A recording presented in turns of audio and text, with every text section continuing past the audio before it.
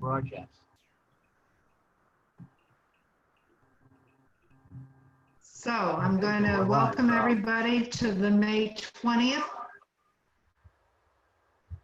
Yep.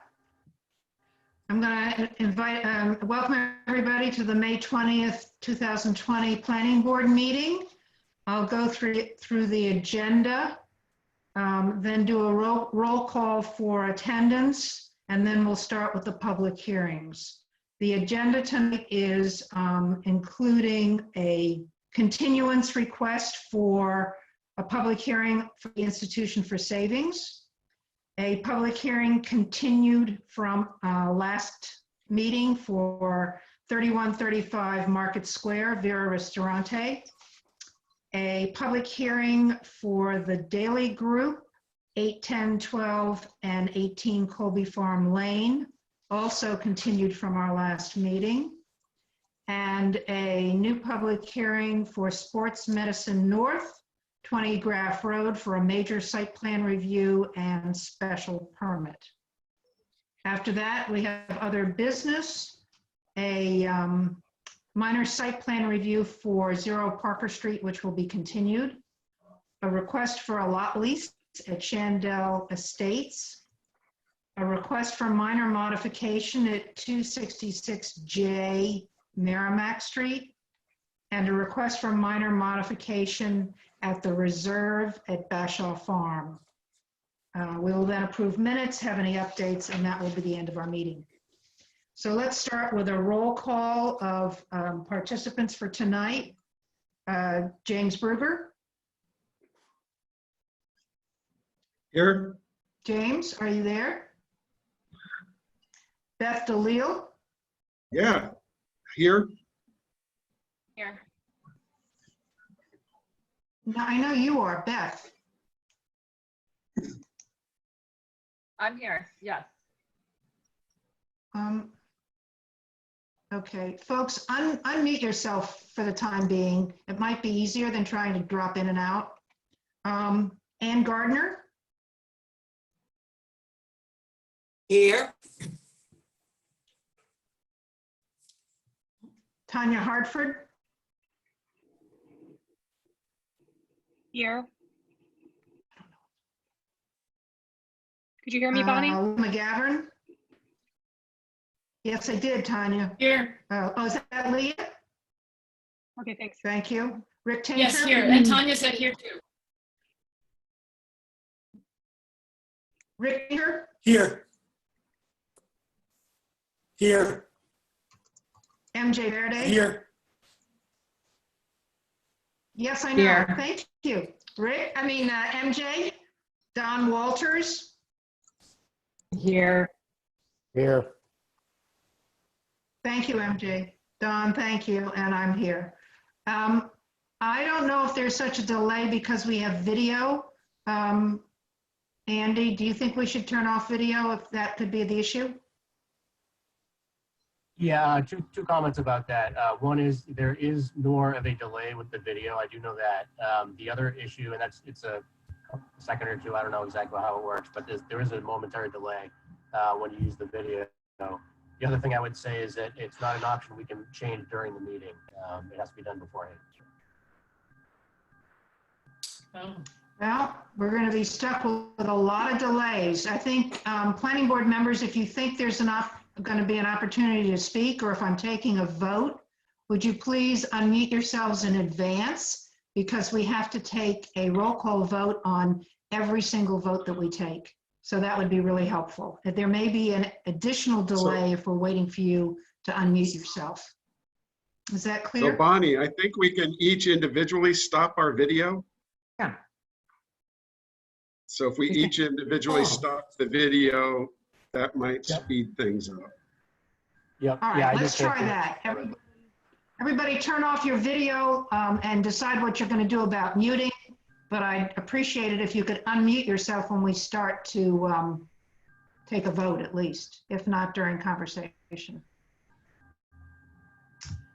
Okay, we will begin with the first public hearing, Institution for Savings, 93 State Street, site plan review, ITIF special permit and DOD special permit.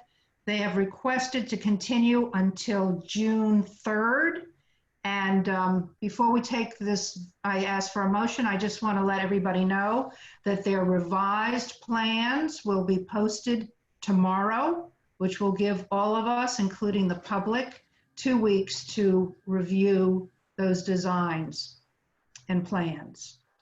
So may I have a motion to continue this public hearing to June 3rd, please? So moved. Who's that? Second. Rick. Rick moved, yeah. Who's the second?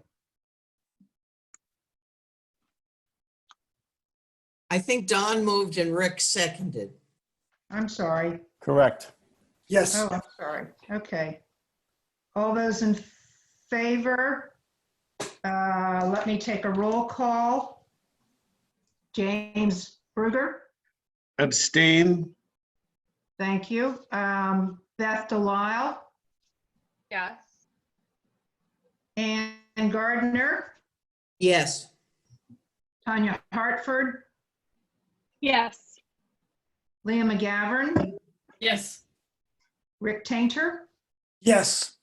MJ Verde, Yes. Don Walters, Yes. Bonnie Sontag, yes. So we will see them at our next meeting. Moving on to 3135 Market Square, DOD special permit. This is for Vera Ristorante, in particular the windows. We have no new information from the applicant. So I'm going to recommend a facilitation plan for this meeting. And it goes as follows. I'll overview it and then we'll get started. I will give a list of the documents that the planning board members have reviewed in preparation for this application discussion. Then we will take comments from members of the Historical Commission. Then we will take public comment. And when we've closed public comment, we will hold a discussion between the applicant, planning board members, and as they would like to participate, members of the Historical Commission. When we see our way through to a possible decision, we will clearly state our findings. And then we have two choices, either to continue if we need additional information or drawings from the applicant, or we will take a vote if we feel like we have all the information we need. So that's the plan for this application review. And let me just begin by saying that we have reviewed for this application the Downtown Overlay District Ordinance as amended, the Secretary of the Interior standards for rehabilitation and any other relevant standards from the Secretary of Interior, the Massachusetts Historical Commission Survey Form B for the site known as West Row, dated May 1999. And then there is a historical photo showing a hardware store with windows having 9 panes of glass and 3 columns, a current photo of West Row, and a special permit application drawing of the proposed window configuration posted on March 10th. And last but definitely not least, the Historical Commission report dated April 23rd. So at this point, I'd like to take comments from members of the Historical Commission, if any of them would like to speak at this time.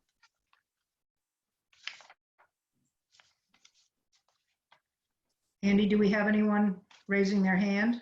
We do. Glenn Richards is I think going to announce himself. Yeah, hi. I assume you can hear me okay? Yes, thank you. Okay, well, I'll just be very brief. You've summed it up nicely, Chair Bonnie. I reviewed my report prior to this, and I also took another look at the the DOD ordinance as well. So I guess my brief summary is that pretty much what I said in the most recent report pretty much still holds. This is thank you, Andy. This is a good illustration. So you see an early shot of the area of that building. We don't know exactly when it is. It's sometime in the early 20th century, I believe. And then as it is today with the Vera restaurant there. And you can see that as has been suggested, the current windows were probably put in as similar or in-kind, quote-unquote, replacements during urban renewal or rehab or whatever you want to call it, when that whole, all over the city, these buildings were being restored and rehabilitated. However, but they kept the same basic format of, and there's a large opening that has basically 9 lights or panes. In the Vera, the photo on the right, you can't see the top row simply because it's behind the awning, but they're there. And and that's a very typical commercial storefront. Nothing really strange there. So what we said in the report, and I think still, I still would stand by, is that if, we don't take a stand, we, meaning the Historical Commission, nor myself personally, take a stand on whether it should be okay or not okay to have windows that are operable. I can see both sides of that argument, and it's not, I don't view that as the purview of the Historical Commission.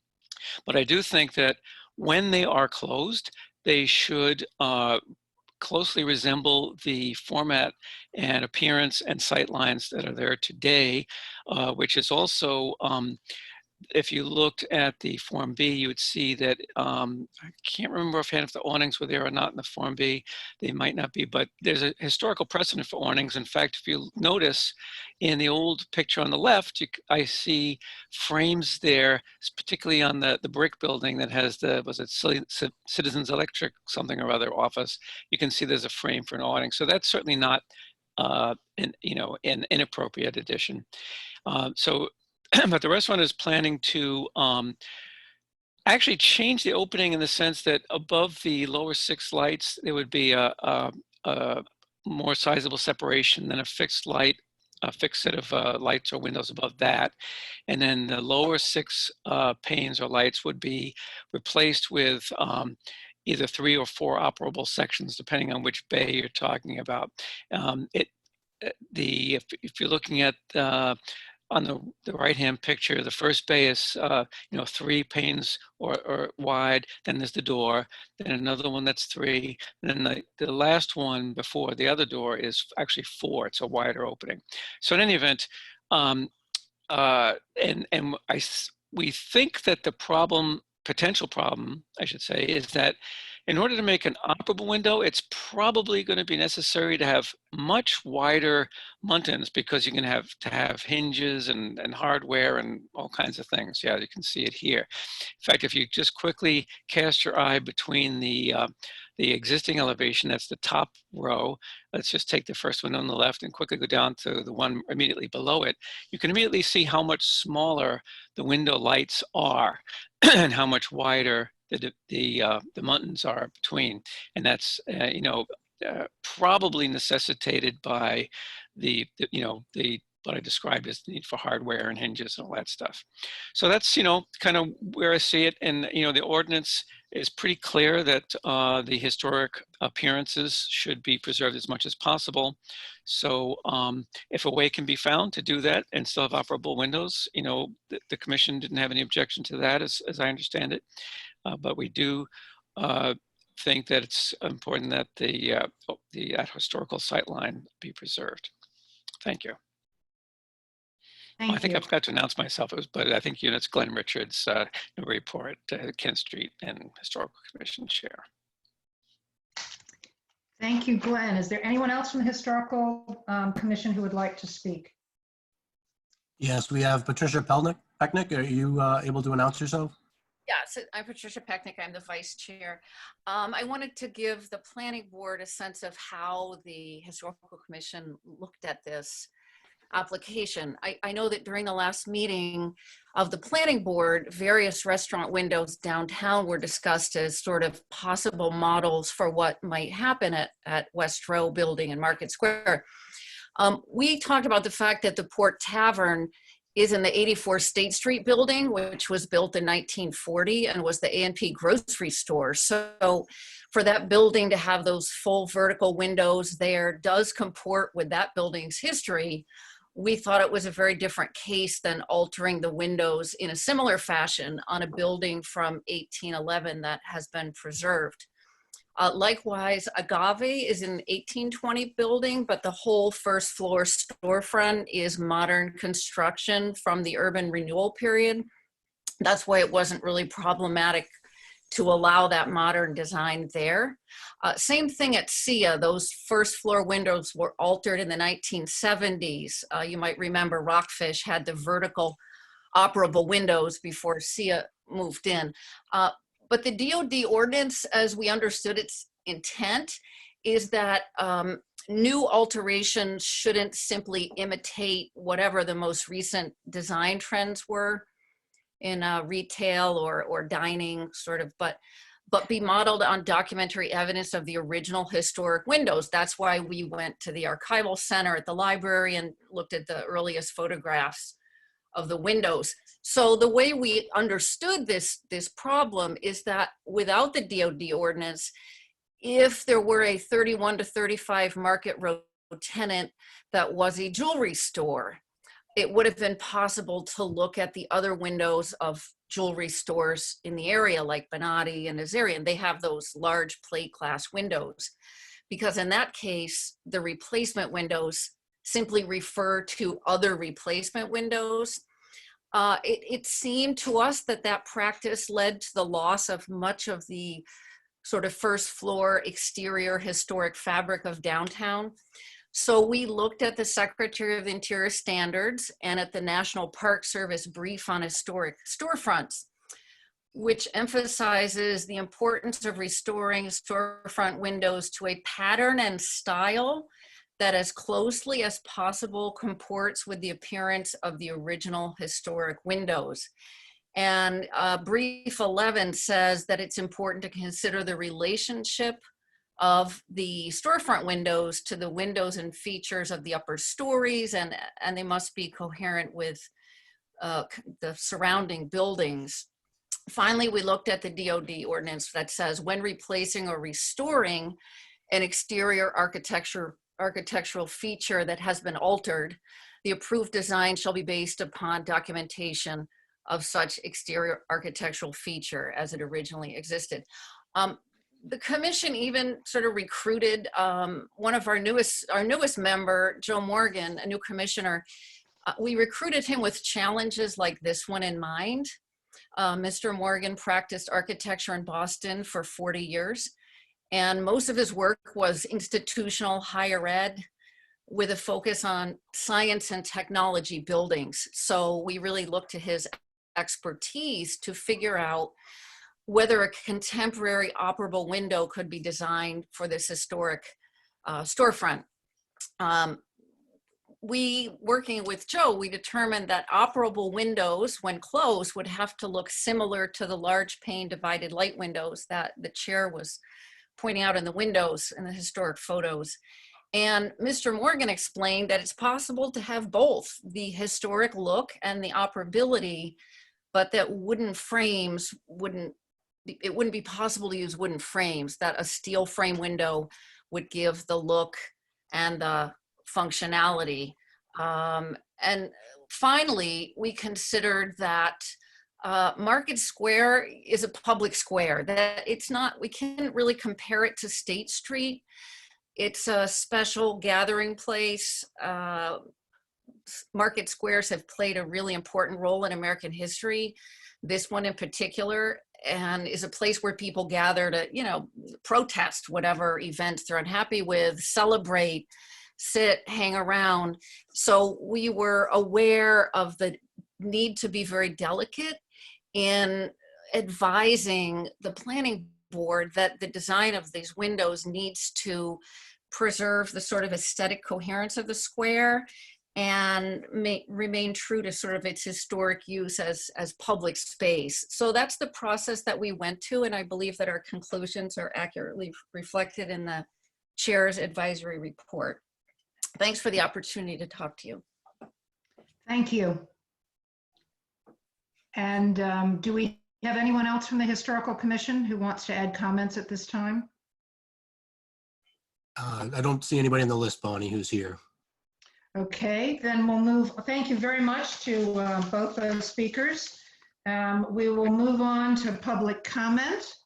Chair Sontag? Yes? Yeah, my apologies. Joseph Morgan just raised his hand. I guess he's here. If you Oh, want. good. Great. Wonderful. Thank you. Yes, thank you for recognizing me. This is Joe Morgan of the Historical Commission, and I want to thank Commissioner Pecknick for her description of the facts here and the history of our decision. I think it's very accurate. I just wanted to add, if you allow me, just one further detail on nomenclature. I think it's very important here, just to bring a little bit more awareness to what a storefront is. We've been talking about windows and storefronts almost interchangeably, but when you refer to the Secretary of the Interior standards, they are very, very distinctive features, and that's the language. They are building features, and many times they are responsible for making a building historically significant. And the specific difference of a storefront is that it is unlike windows, even though it can permit the same functions of natural light and view. They are there for a commercial aspect, and that is to allow a large field of vision to the interior from the exterior. So it allows pedestrians to see merchandise displayed in these old commercial storefronts. So when we replace, if we propose to replace a storefront feature with more of a window feature, that is an inaccurate, I think, response to preservation or even rehabilitation.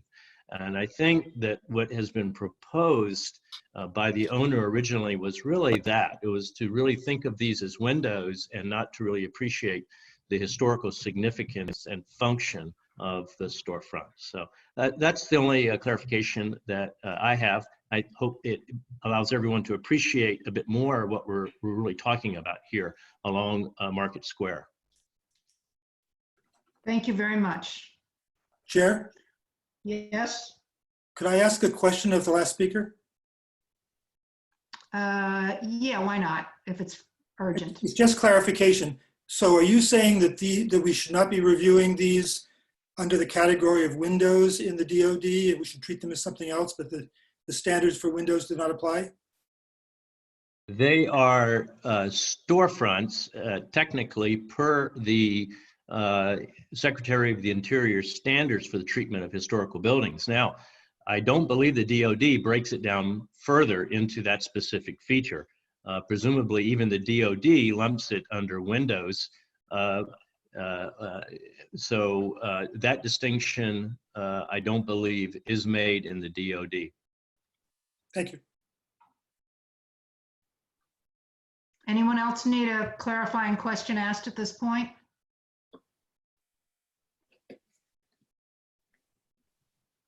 Okay, so does that cover all of the Historical Commission attendees, Andy? It does. Okay, so now we will go on to public comment, and as we do in our face-to-face meetings, please introduce yourself and give your address and restrict your comments to 2 minutes. If you agree with someone else's comments and just have one thing more to add, you don't need to repeat, but just say that and then go on with what you would like to add. So we'll open it now for public comment. So we have Councilor Eigenman. Shall I go ahead? Yes. Yes. Yeah, thank you. Thank you, Chair Sontag. Jared Eigerman, 83 High Street. I'm the Ward 2 counselor and the president of the City Council. I spoke on this before. First, I think the three speakers from the Historical Commission added real value. I don't need to repeat what they said. I would just add a couple things. The word storefront appears in the DOD ordinance only once. It talks about missing historic exterior architectural features. And it says when replacing or restoring an historic exterior architectural feature that is missing or has been significantly altered, such as storefronts, ellipsis, the approved design shall be based upon accurate documentation of such historic exterior architectural feature. So the point I wanted to make is if you really were very strict on the Secretary of Interior standards and the DOD ordinance, which incorporates them by reference, and that was really the whole purpose of the DOD, you probably wouldn't allow operable windows at all. But that's not what I'm hearing from the Historical Commission, and I haven't heard anyone say that. We recognize that there's a good land use reason for operable windows, and I think the Historical Commission has given months ago a path forward for the applicant. And it's really up to the applicant to take it. If he can't take it, then I think the application absolutely must be refused. It has to be denied. Or really the DOD, it doesn't mean anything. And that's 6 years of work, down the drain. This is ground zero for the historic downtown. There was no bullnose before 1975. That was a creation, and a lot of investment went into this site. It was meant to be the epicenter of the rebirth of Newburyport. And it really is not too much to ask, given the very thoughtful and considerate, I think, report that you heard from the Historical Commission, to find a design that is sympathetic to the historic fabric and yet is operable. So again, I really think it's imperative that either the design adheres to what the Historical Commission asked for or it be denied. Thank you. Thank you. Next. We have Stephanie Nikotic. Hello, can you hear me? Yes. Okay, thank you. I agree with all of the previous speakers, and I want to thank the Historical Commission for the amount of time that they put into this. They put in a good deal of time. And their historical report reflects the only advice they ever gave to the applicant, as far as I know, and I attended their meetings. My concern, which I did send you an email, I'm not going to read the whole thing, of course, to stay within the 2 minutes. And I apologize that I submitted it so late, Chair Sontag. My concern is that aside from I don't like the windows being applied for, my concern is that there's a procedural error here. The applicant has called the existing windows non-historic, but has offered no evidence for it. And there has not been, or I have not seen, that the applicant submitted a window inventory. This is required, and the planning board can't even waive it, never mind the applicant. So that hasn't been done. And once you have the window inventory, it is the planning board's determination of whether the existing windows are historic or not. We've seen pictures of a early 20th century picture of the building when it was Thurlow's hardware store, which was between 1870 and 1920. And the windows are the same. So We've heard that they could be an in-kind replacement of those windows that were put in during the building's rehabilitation in 1972 and 1973 at the time of urban renewal. Tom Coulter-John, I did consult with him. Tom Coulter-John believes this is the case. Newburyport's urban renewal is itself an important part of the city's and the nation's history. So I argue these windows are historic, that this should be reviewed, the inventory should be submitted, the evidence that they're not historic should be submitted. And as long as they are historic, they fall within all of the determinations that follow that decision, which are actually fairly extensive under the DOD. But I think you've discussed that already with the Historical Commission. The only reason I've heard for replacement is to allow for the windows to be opened and enliven the street. But the DOD regulations are clear that historic windows must be retained and repaired.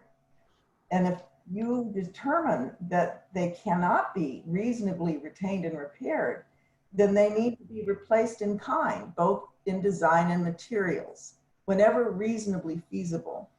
The Historical Commission has advised that the only way in-kind design can be achieved is with metal windows. And the applicant has found these cost more than what he wants to spend. That's fine. I agree with Councilor Igerman. If he can't see his way to meeting the DOD in-kind design requirement, then he should withdraw. I don't understand what enliven the street means. This building already fronts on to the usually very lively Bullnose. I'll also note that my husband and I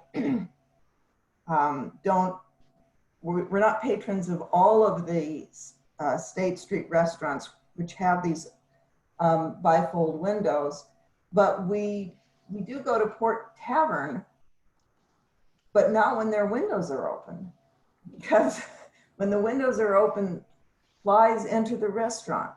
And I've actually always wondered why this was not or is not considered a health issue. As a resident, I do not want this important building to be altered for the sake of the few months the windows could even be open. This building was already recently harmed for a restaurant which lasted less than a year. Market Square has been in the National Register since 1971. It is supposed to be protected by the DOD. The proposed replacements do not meet DOD regulations. Please deny this application. Thank you. Thank you for your comments. Next, please.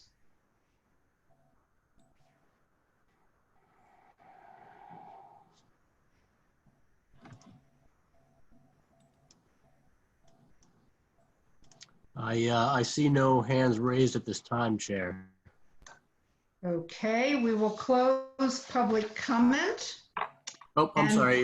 We Oh. do, just as a reminder, and I think the applicant may have raised his hand, concerned that he didn't have an opportunity to address the board, but he is here to presumably speak to the application and any of the concerns that were raised already. And that's exactly what I was going to do right now. So we'll let, if we close public, we can close public comment and open it for discussion with the applicant, the planning board, and members of the Historical Commission. And I'll ask the applicant to speak at this moment.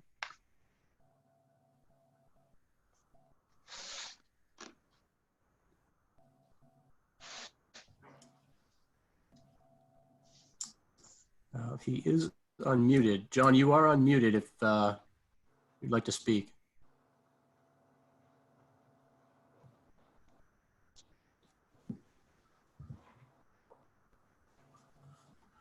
John, we're unable to hear you, I think.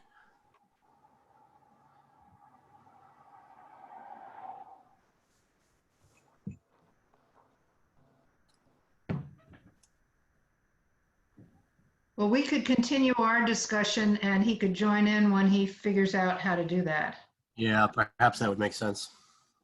All right. So I'm going to open it for discussion with among the planning board members, given the information you've prepared for tonight from your readings and review and from what you've heard tonight. I'd like to have comments from as many board members who would like to participate. Who would like to go first? Chair, I would like to, if I could, Rick Tainter. Sure. So I thought before coming into this meeting that I understood everything. And I think the discussion about whether something is a storefront or a window has confused me.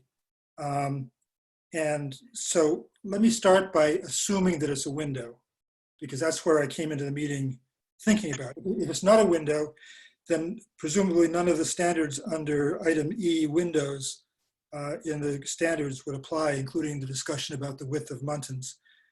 But I think that we all have understood this to be windows, and just let me proceed on that basis. And what I notice in the ordinance, reading it carefully, is that we have to make 3 determinations. We have to determine whether these windows are historic exterior architectural features, and looking at the definition of that in the ordinance, it seems that they are, because they are described in the historic survey form. So it seems that they are historic exterior architectural features. The second thing we have to do is we have to determine the overall condition of each window as to whether it's good, fair, or poor. And good meaning something that is intact, structurally sound, and performing its intended purpose. And I don't think we've heard anything saying that these are not in good condition. They seem to be structurally sound and intact, and they seem to be performing their purpose. So the third thing is determining the appropriate treatment. And as I read it, and maybe those involved in drafting it could help me with this. As I read it, we almost have no discretion at all, because if we determine that it's historic and if we determine that it's in good condition, the ordinance says a good window shall be preserved. I've been working, up until now, I've been working on the assumption that we had the ability to allow the windows to be replaced with something different. But at this point, I don't see that, unless, I don't see any flexibility given to us by the ordinance. It seems pretty rigid. So that's just kind of a question. I really don't understand what our ability is to approve this, even if we would like to. And I'll just leave it at that for now. Andy, could I bring in Councillor Igerman on this one to help Rick and the rest of us through this, as he was involved with the creation of this and the thoughts behind it? Yes, as the primary author of the ordinance, I think he'd be probably the best person to speak to that. Councillor Igerman, are you able to address the board? Yes, I think the going to the language, there's 2 concepts for an historic window, though. One is the historic form, and I know we talked about this ad nauseum last year when we amended it. And the other is actual historic material. So you had testimony from Stephanie Nikitich of her belief that the windows themselves may be historic material. I don't think that Chair Richards has that view. It is true that when we rewrote this last year, we had intended there to be an inventory to sort of settle once and for all whether the board thinks that that's historic material. So that would be the first step. I think though it's probably, we can cut to the chase, because Stephanie Nikitich was saying that they probably were put in 72 or 73.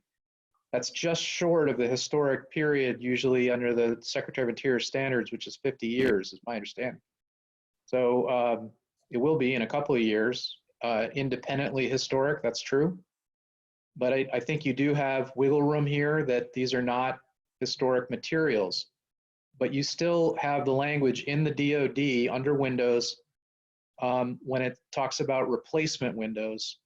It says replacement shall match the historic windows in dimensions, configuration, mode of operation, and other general characteristics, but materials need not be duplicated exactly. So the intent, and I believe the language says that, is to give you some flexibility. The mode of operation, as I conceded during my remarks, we're giving a little leeway here, and I think that's up to the board, especially if the historical commission is okay with it. But those are the confines as I understand it. Because it's not historic material, the replacement has to match dimensions, configuration, mode of operation, other general characteristics, but materials need not be duplicated. And I'll try to find for Rick Tainer exactly where that is. It's under the Windows section, so that's 5. It's Roman numeral 27 F Frank, then Arabic number 5, then small letter E as in Edward, and then Romanet 3. I hope that's helpful. Rick, do you want to respond? I guess it's a question of intent that may not be set forth clearly, because it says that some things can be replaced, but it doesn't say the good windows can be replaced. It says good windows have to be preserved. So I suppose we could find that they're not in good condition, and that would allow us to allow it a replacement. Well, Rick, if I may suggest, I think that there might be a question here as to whether or not the windows are historic or just character defining. The 2 photographs that I had up there that I think were taken by Jennifer Blanchet, our zoning administrator, or Catherine Sullivan. They basically just show that I think the windows are not probably of a sufficient date to, potentially argue it's historic, but certainly they're character defining. And so it may not be a question of, worrying about fitting into that box, but rather I think I agree with every point that was made by Councilor Eigenman, that you have the flexibility, I think, to look at it as he suggested. Yeah, I understand that. I just look at the definitions, and the definition of a historic exterior architectural feature is any character defining exterior architectural feature of a historic building or structure. It doesn't say that the feature has to be historic. It says that the building or structure has to be historic. And then you go to see what character defining exterior architectural feature is, and it has to be understood to be contributing to the significance at the time of its listing in the National Register. And I think the National Register form looks to the windows and talks about them. So when I look at it, I look at it as a historic architectural feature, and because it's an exterior feature of a historic building. But maybe maybe the definition isn't as exact as the intent was meant to be. If I may, Chair. Yes, please. Yeah, no, Board Member Tainer is reading it correctly. I mean, that the character defining feature is essentially the design elements, not the materials. That's the way it sounds like others have worked in Boston too, and that's the way the Boston Landmarks Commission looks at it. So, even if the material is not historic, the pattern is historic. So really that picture from the early 20th century that shows the old hardware store, I guess it was. Yeah, I mean, that essentially is also shown on the inventory form, that pattern. But I dare say those pieces of glass and the actual wood separations are not there anymore. But it is a character defining feature that it have those dimensions and proportions. I hope that you follow what I'm saying? Yes. Thank you. And just to clarify that, I had a comment from Caitlin earlier today, and she said specifically that the windows are not the quote original windows, in that they are now double paned insulated windows. But to the point of them being a contributing feature, they have the same pattern. Rick, are you done yet? Yes, yeah, I am. Thank you. For now. Yes. Okay. Next board member who'd like to comment. I also wanted to just ask, is John, are you able to address the board now?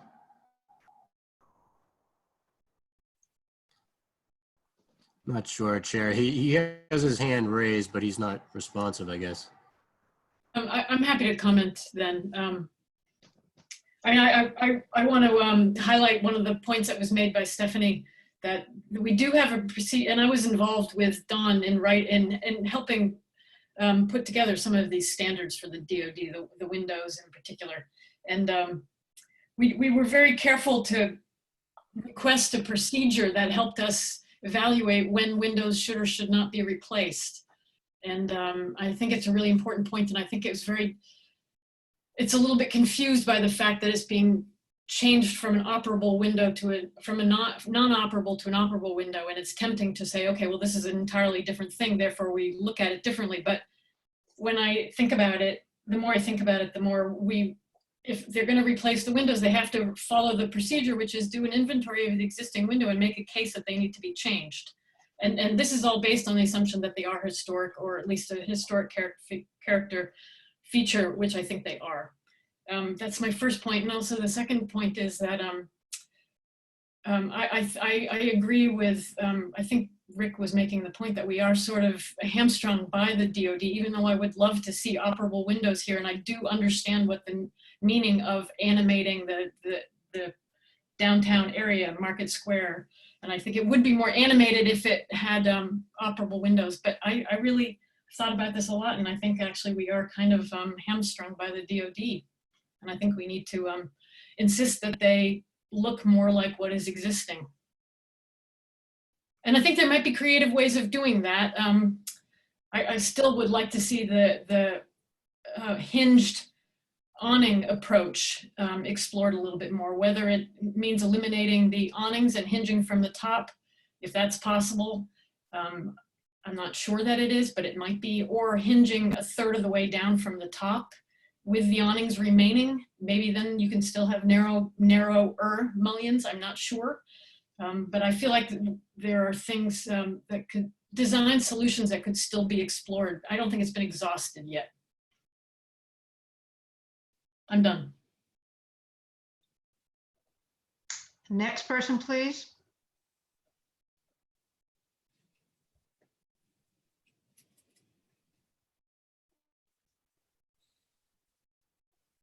No one else wants to speak on this? I see only Stephanie Nikitek's hand raised. I'm not sure if that's just from the previous comment. No, that's public comment. I'm talking about planning board members. This is Don Walters. Just for the record, the reason I'm not saying anything else, I think everything has already been said, and in my opinion, it's fairly obvious what the path forward is. Thank you. I'm sorry, do you want to state your opinion directly? State what you think is obvious, Don. Window, if something's going to be changed, the window inventory needs to be performed. I also agree that per the DoD ordinance, and if we don't follow it, as Chair Counselor said, Eigerman said, then we might as well not even have a DoD. Okay, thank you. I'm not going to belabor it. Thank you. Yeah, it's great. Thank you. Would anyone else on the planning board like to chime in at this point? Bonnie, this is Tanya. Sure. I'm just going to start. I did not listen to the commentary from the last meeting, so I can't vote on this item. I'm struggling with sort of this idea that we would have the owner have to do an inventory on these windows, because they clearly are not historic windows. And I would argue that they're not a historic feature, whether they were replaced in the 70s or after. We don't know that, but I don't know that we necessarily would have to preserve them. I would like to see, I think it's a great idea to have these windows open up to the street, and I wish we could come up with a solution that could work. It sounds like the Historic Commission provided some, which I think is great. And Leah had actually provided some as well, which is good too. I think regardless of personal belief on sort of whether open windows are sanitary or not, they are, from an urban planning standpoint, they do activate the street front, and I think that other buildings in the downtown have utilized them. And I would say that they've been altered at various times as well, and I wouldn't see this building as any more significant. I also think this building has been, you can see that it's been altered. If you look at the historic photo versus the photo that we're looking at today, I mean, the upper windows have been altered. The storefront configuration has been altered. So it's clearly not historic as it was. And I think that there's that piece of it too. But on the flip side, I see where we have a DoD ordinance, and if they're gonna have operable windows, I'd like to see them sort of, I guess, match what we're calling historic, which is really just what's there from the 70s. So, hopefully the applicant can come up with some compromise so that they can achieve their goal of having that active street front, but then also mimicking this historic window from the 70s that we're trying to restore. Thank you. Any other board members want to speak at this time? Can you guys hear me now by any chance? Yes. Oh, finally. Is Okay. that you, John? Yes, it is. Wonderful. Just state your name and John Santinello from Yeah. Vera Ristorante. Thank you. Okay, my first, I have a lot to get out here, but first off, I gave yesterday, as requested, to Caitlin Sullivan the new plans. I don't even know why we're looking at these windows anymore. If we, 2 weeks ago at the last meeting, you guys, we left off, you said you wanted 2 different versions, which I produced, as well as new photos, which we're not looking, we're still looking at the old storefront with the white paint. Do you guys have those new plans? I gave it to her 2 days ago by email. Yes. So We do? you They're on the have website. 2 versions, exactly what you asked me for. That's what I produced. I had my architect make them up.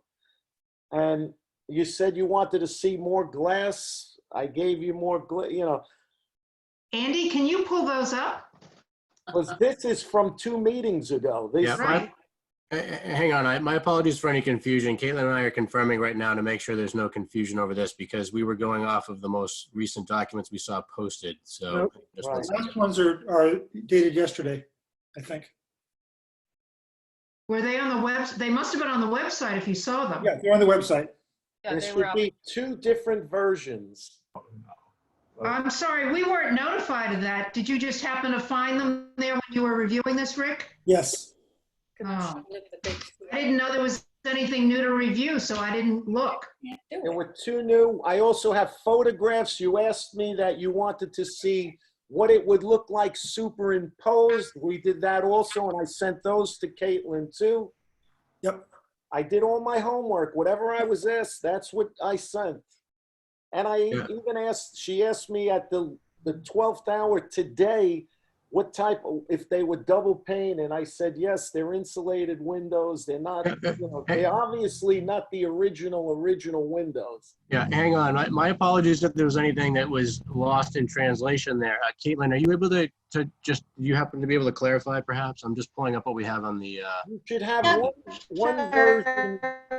Could we? Yeah, these were these were last minute plans. Okay.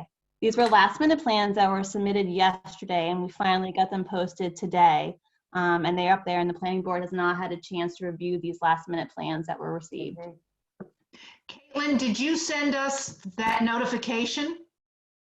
The notification, I don't think there's a notification because they were just posted and just received. Right, so the planning board But normally they is are told- available, but they are available to pull up if we want to refer to them. All right, we'll look at them now, but just for future reference, if anything gets posted, especially at the last minute, the planning board needs to be notified directly, because some of us think that we have finished our review and don't go back to the website at the last minute unless we know to do that. So here's one version.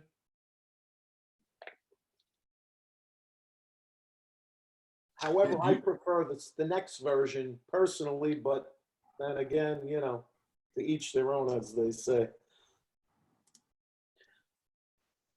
Also, there's a color photo of both of them, I believe, that you can see what they look like, because last meeting, a few of the board members say I can't get an idea unless I could see it in a photo, and it took us a lot of time, effort, and money to do this, but we did it.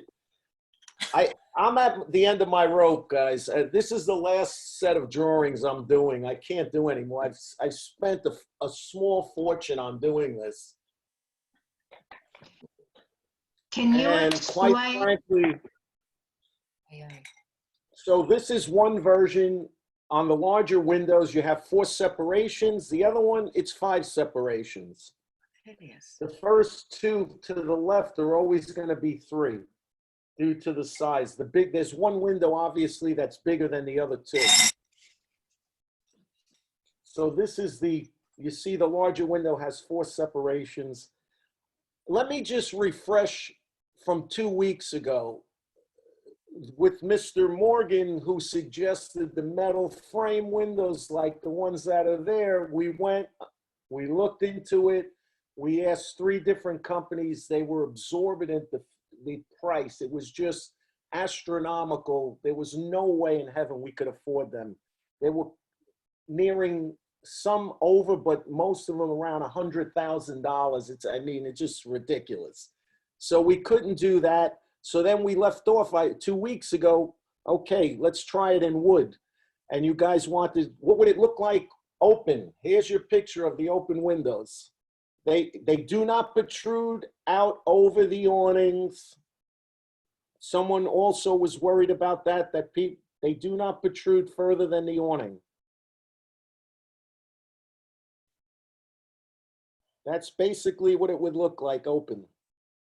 I know you're more concerned about the closing of the windows, but quite frankly, ladies and gentlemen, it's not a hardware store, it's a restaurant. You know, way back when, you know, it was a hardware store. You know, we're in 2020 now.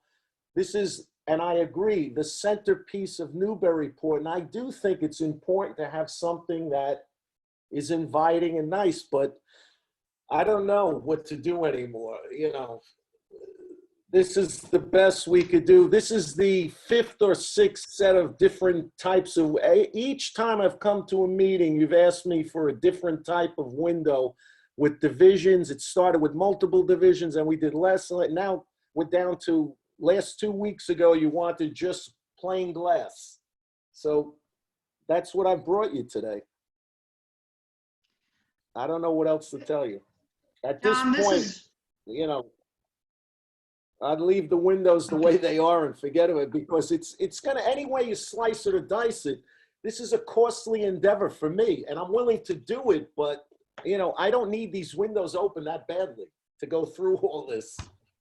I'm losing my patience with the whole, you know. Okay. Direction. I said it last time, I'll say it again. I just want some kind of direction, because there's just too many interpretations of the bylaws, the laws, you know. I don't know. Take over. It's all yours. Okay. This is Chair Bonnie Sontag, and you just took the words out of my mouth, only you made a statement instead of a question, because I was going to ask you how important it is to you to have these open, because that seems to be causing the greatest heartburn for everybody in terms of having it still look like it's a contributing feature to the historic structure and to the square. If it opens, that sort of historic look goes away. If you can live with them being closed, then it's possible we could simply leave it the way it is, or maybe make some improvements that would even make it more historically pleasing to the eye. But I just wanted to clarify with you that it would be okay with you if we didn't make them opening windows. Is that true?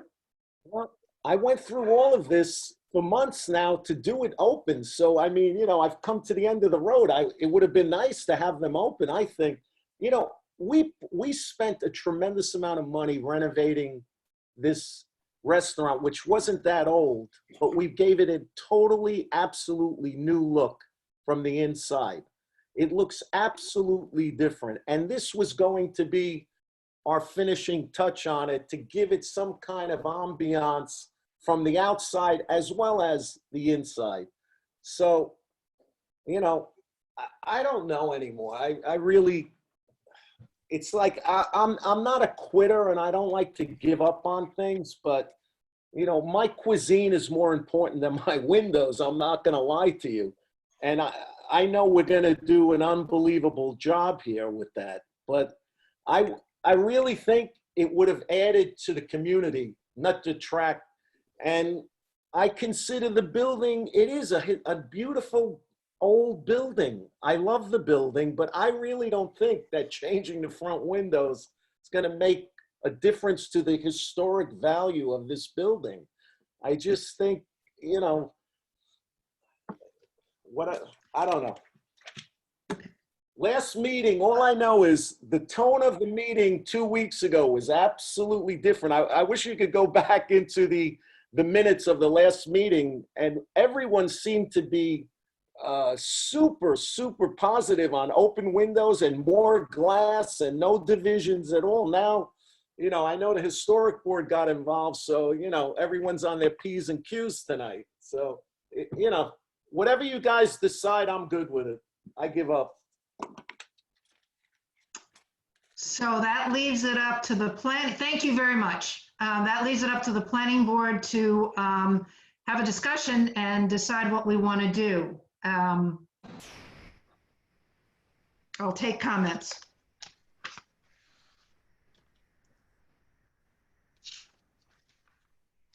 For example, those people who supported an inventory of the windows and wanted to see if there was some way to open them, I think we have a different perspective now that we know that making them operable is not an option and keeping the historic look of it. So if I'm wrong on that, I'd like to hear somebody's other opinion. Yeah, this is James. My view on it is the same as the last meeting, that the restaurant owner has done a lot of work on this. I get the feeling that they're maybe historic, and I'm more for having a restaurant with open windows versus trying to preserve windows that maybe were put in during the 70s. Can I speak to that? Because I mean, I think it would be nicer to have open windows. I really, really do. I think visually they're more interesting. I think I would love to see them be that way. But I think we have to ask ourselves as a board, like, what does the DOD mean? I mean, when we wrote those regulations, and granted, it was this city council that wrote them and approved them, but you know, Don and I contributed to some of the language about the windows, and we did that for a reason. When the next project comes along and it's going to be in a different location and maybe with different windows, and maybe we don't like the idea of having open windows there quite as much as we do here, are we then being inconsistent?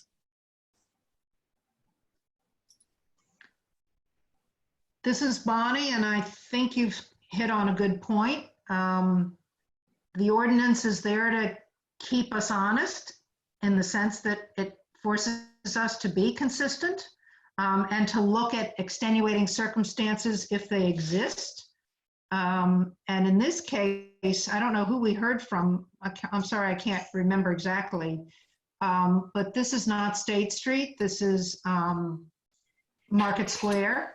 And it reads, to use the architect's language, as West Row. It's several buildings connected, and then there are other buildings across In Street that carry on the same theme, as well as East Row and whatever the other side of the street is called. So we're looking at something that is part of a whole.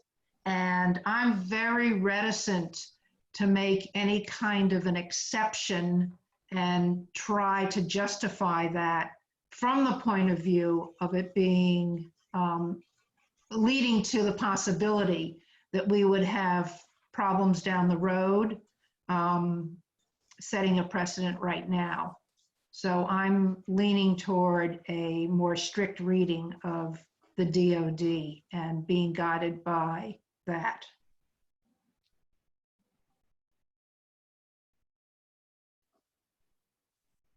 Others?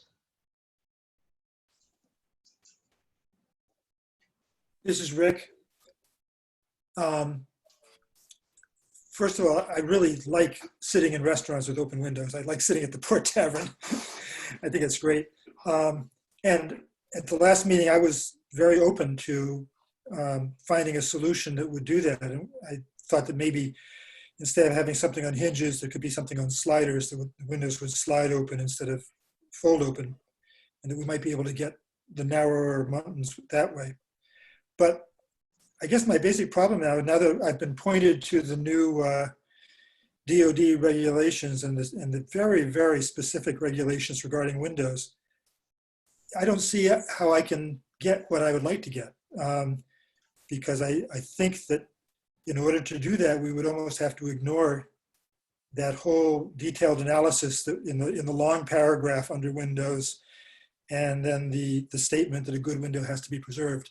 So I think that, I mean, I haven't seen a way yet to do what I would like to do, which is to allow it somehow. I think that it really is, I think we're really constrained by the ordinance. And I have to say that I didn't understand that 2 weeks ago. Thank you for the clarification. Would anyone else like to speak? Just real quickly, this is MJ. It's not that imperative that I give my opinion, but I pretty much agree with what Rick said. And I feel strongly that enlivened street fronts really do make a city more livable and more enjoyable. And it's a shame that we're tied to this with the DOD. But I do feel like we're tied to not being able to pass it.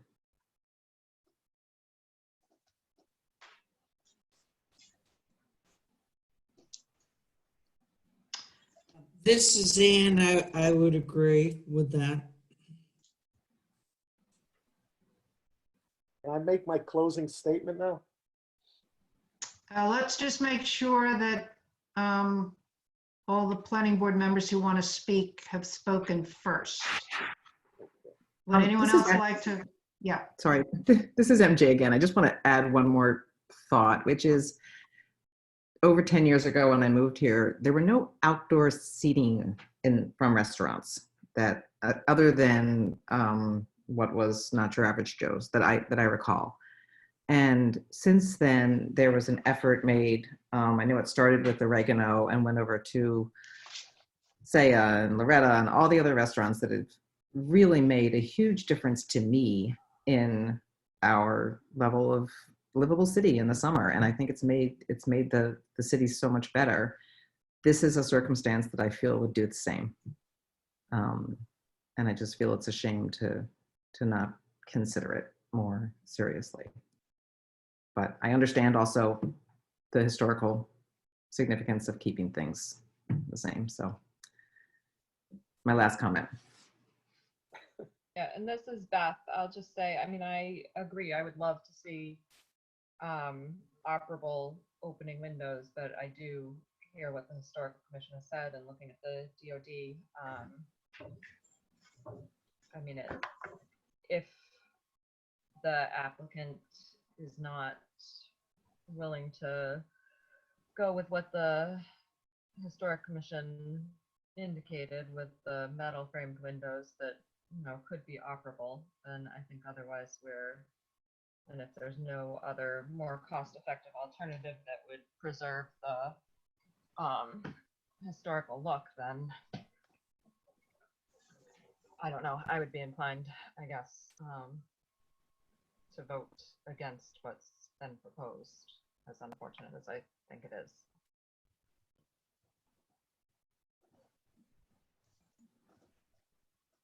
Thank you. I don't know if there's anyone else left who hasn't spoken recently. I'll just put it out there in the planning board. Okay, John, you wanted to make a closing statement? You're on. Yeah, I just wanted to mention for the future, for other applicants, I think, you know, this DOD thing, it should have been brought up more strongly months and months ago instead of making me run through hoops. I really, you know, I spent a lot of time, energy, and money on this. And like I said, you know, we would have spent a small fortune to change these windows to make them operable. They're going to stay the way they are now. That's it. I'm done. But, you know, we have seating already in the back, so I'm not worried about it. It's not for seating on the street, obviously. It was just, again, to give an atmosphere that I think would have been really great for Market Square. But, you know, that's obviously not going to happen. But I just wish you guys would have told me this, you know, 3 or 4 plans ago, not even to go through all these different versions that I made. You know, it looks great the way it is, just painted black. I think, you know, it's great. I can live with it. No flies coming in, like you said, the little woman said before. I'll save on air conditioning, no problem. And I'll save on money too. But I was willing to spend that money to make it look even nicer, but I'm fine with it. I'm good. It's all good. The food will still be fantastic whether the windows are open or closed. So with that, that's it. Johnny out. Okay, thank you. And also thank you, John, for what I wrote as a note, a more early warning system about how strict the DOD requirements are, and that message get presented to applicants as early as possible. Okay, Right, thank before you. they spend almost $6,000. Yeah. I mean, you'd still have to make if you chose to make an application, there still would be a process of going through the historical commission, right, of course, planning I board, agree. but it would be I 2 agree. nights and it would be done. Yep. Yeah, got it. Okay, so I think we're Also, yes? one last thing. I really wish everyone would read the minutes of the last meeting 2 weeks ago, because the way you guys left off was it was going to be either an A or a B choice, but it would be decided, you know. But we were lucky to even get the plans up. It was almost like they were left off in you know, whatever. I appreciate your time, and no hard feelings, and it's all good. Thank you. Okay, thank you. So I will entertain a motion at this point. May I have a board member make a motion, please?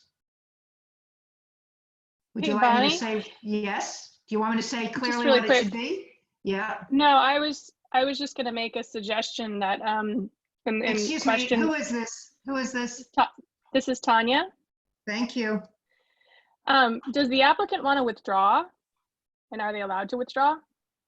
So what are my options? Well, this I'm is going to ask Andy. that question to Andy. I just didn't know. Yeah. I mean, if It's a good question, and I think the applicant, if the applicant's getting a no from the board and wants to just proceed along with maintaining the windows essentially as they are, I would suggest just allowing yourself to withdraw the application and ask for the board to allow you to withdraw it without prejudice.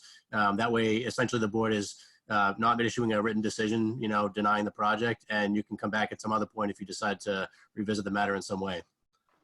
Fine, I withdraw Yeah, the application. Okay. Yeah, I was gonna say that just allows you, if you want to come back, John, at another time with another proposal, it just Never doesn't. happened. Okay, I'm just, Once I was can enough. see where you're coming from, John. I agree with you. Once was enough. That's it. You get I'm your sorry. windows. Enjoy. I'm sorry this is your introduction to the town, but I'm sure Am your I, food am is I wonderful. allowed to put corking every once in a while? Because one of them is leaking. That I'm allowed to do, correct? I don't need an application for that, I hope. If you do anything that, I'm sorry to take this so seriously. If you do anything that shows from the exterior, yes, no, you need no. to at least to go see Andy about it or Jennifer. Right. One of them Make sure has it a stays little- on the inside. Yeah, it's on the inside. Fine, you're good. So Thank this is officially with, this application is officially withdrawn. Andy, do we have to make any kind of notation or comment from the planning board on this? Yeah, I just as typical, I would recommend that the board take the roll call vote as usual and just agree to allow the applicant to withdraw without prejudice. Okay, could I have a motion to that effect, please? Before that, do we need to have anything written from the applicant, or is it just a verbal request sufficient? Yeah, I think the verbal request on the record here, the recording of the meeting will capture that sufficiently. Bonnie, if you're looking for a motion to accept the withdrawal without prejudice, so moved. Thank you, Don. Second, Rick. Okay, I have to take a roll call. And I'll begin with James. Yes. Beth. Yes. Anne. Yes. I would call on Tanya, but she's not eligible. Leah. Yes. Rick. Yes. MJ. Yes. Don. Yes. And Bonnie, yes. Okay, withdrawn without prejudice. We are done on this one. We will move on to our second public hearing for the evening. Is the Daily Group representing 8, 10, 12, and 18 Colby Farm Lane. This is the definitive subdivision, site plan review, 6C special permit, and OSRD special permit application. We have some updates from the last meeting, so I will call on the applicant's representative to get us started, please. Thank you, Madam Chair. Lisa Mead, Tellerman Costa, 30 Green Street, Newburyport.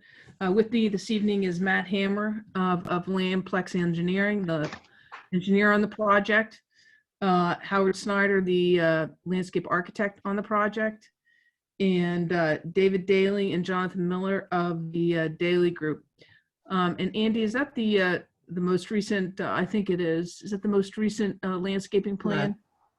Yes, that's one from today, and I have the other drawing as well. Thank you. So Madam Chair, members of the board, when last we were here, there were a couple of items that needed to be addressed, and we needed to go back to the Conservation Commission as well, which we did last night. And the Conservation Commission closed out the matter last night and will be issuing a order of conditions. To go over the plans that we changed, Lot 1 was changed. I might add that we did submit all of these changes except for what you have in front of you, and I'll tell you what that is momentarily, last week. So you all should have that along with a cover letter explaining the changes. So Lot 1 was definitively changed, and this lot configuration was approved by the Conservation Commission. The plan you see before you this evening includes some changes in the landscaping on Lot 1 from what you received a week ago today. Namely, the Conservation Commission wanted to have some vegetation that would encourage wildlife and discourage people from going into the wetlands, in addition to the split rail fence that will go along the lot lines along the wetlands areas. And so Howard worked very hard today to incorporate those plantings, and I'll turn it over to him in a minute, to to address the concerns of the Conservation Commission.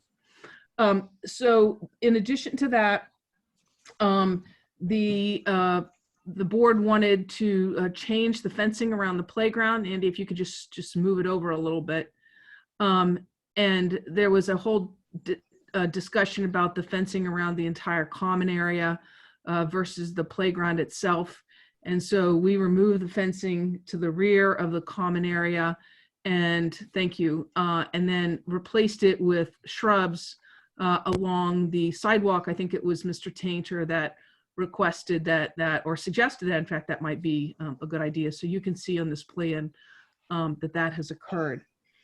In addition to that, we had given you the proposed conditions for Lot 1 and the condominium documents acknowledging the use of the municipal facilities at the end of Colby Farm Lane, similar to the project across the street. And also the board wanted a condition relative to parking by the residents, thank you, Andy, in the public parking spaces. One of the things we were sent away with as well was to finalize the public playground plan with Lee Street. And we thought we were moving in that direction. And then last Friday, there was an issue that came up that, in fact, maybe the city didn't actually want a playground there.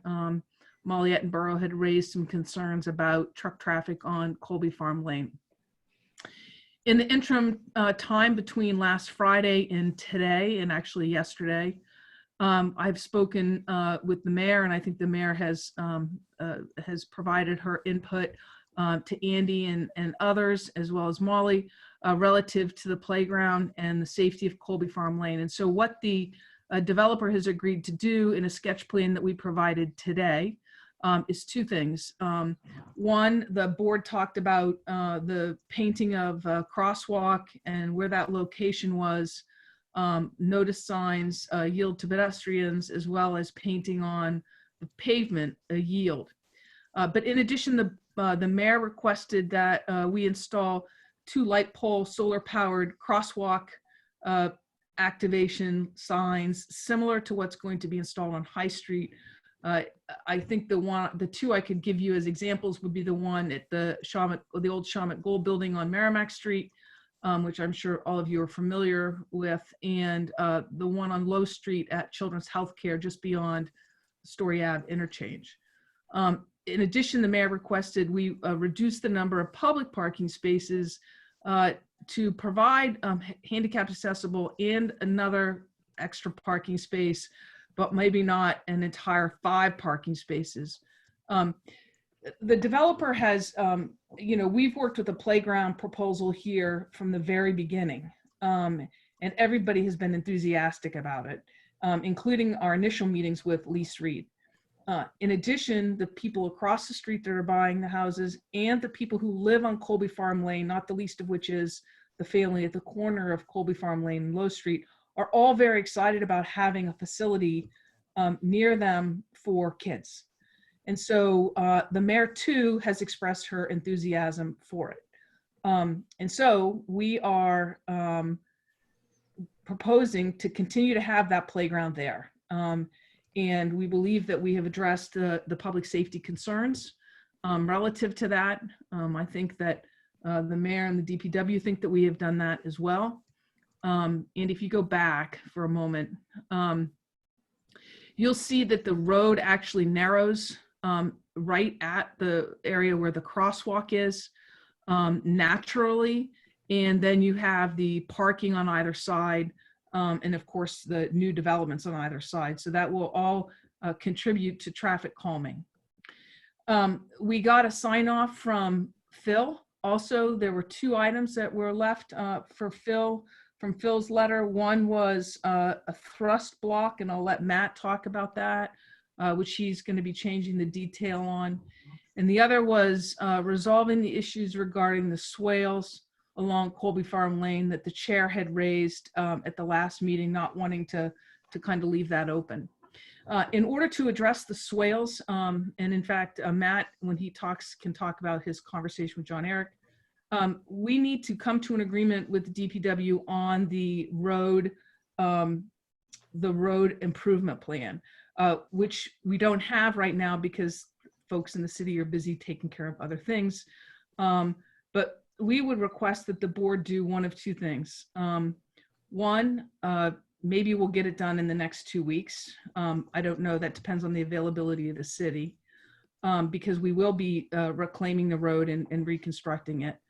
Or two, if we don't have a final plan in the next 2 weeks, that the board include a condition that says that prior to, the actual construction or the, issuance of the, 8th certificate of occupancy or some deadline, that we come back in and have the board approve that reclamation and rebuilding plan that we've come to an agreement with the DPW. So that's where we are. We think that we've addressed all the concerns of the board. I would like maybe Howard, if you could go over the details of what you changed on the landscaping plan, and then maybe Matt, you can talk about the remaining issues that you talked to Phil and John Eric about. So Howard? Yes, can everybody hear me okay? Yes, thank you. So the changes were relatively minor, but certainly have an important adjustment and impact to the overall planting design and of the project. In lot 1, what was done was we have introduced species appropriate plant material, that is plant material that is native to New England and adaptive to the conditions of being within 25 feet of a wetland, and done so along the fence on both sides to not only create a physical barrier, but certainly a visual delineation of the limits of that lot 1. It will provide some habitat and go along with the species that are commonly found in that type of wetland area. And under the guidance of the Conservation Commission, the hatch pattern you see right now to the right of the word detail, more to the upper right section of the image, is a specialized seed mix that is low maintenance and requires mowing maybe twice a year at the most. And that used to be between the 25-foot no disturb area in the limits of the property. And the Conservation Commission thought it's going to get mowed, so they accepted the change of the specialty seed mix over to lawn. In return, the request was made, and we, I believe, fulfilled that with creating this planting on both sides of this split rail fence. It provides, again, a better visual and physical delineation, as well as provides more usable side and backyard space for the occupants of that single family dwelling. If we could zoom out and then go over to the open space area of lot 2.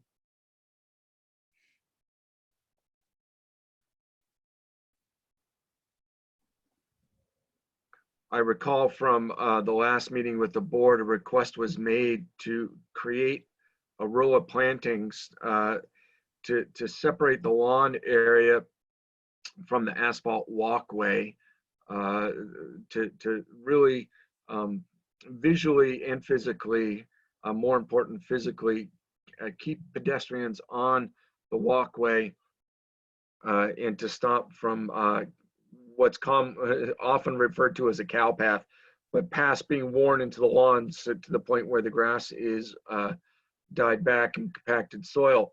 So what was done was I added in a row of a softer, they're a species of rose, but they are without thorns, and they grow about 3 feet in height, and they grow thick.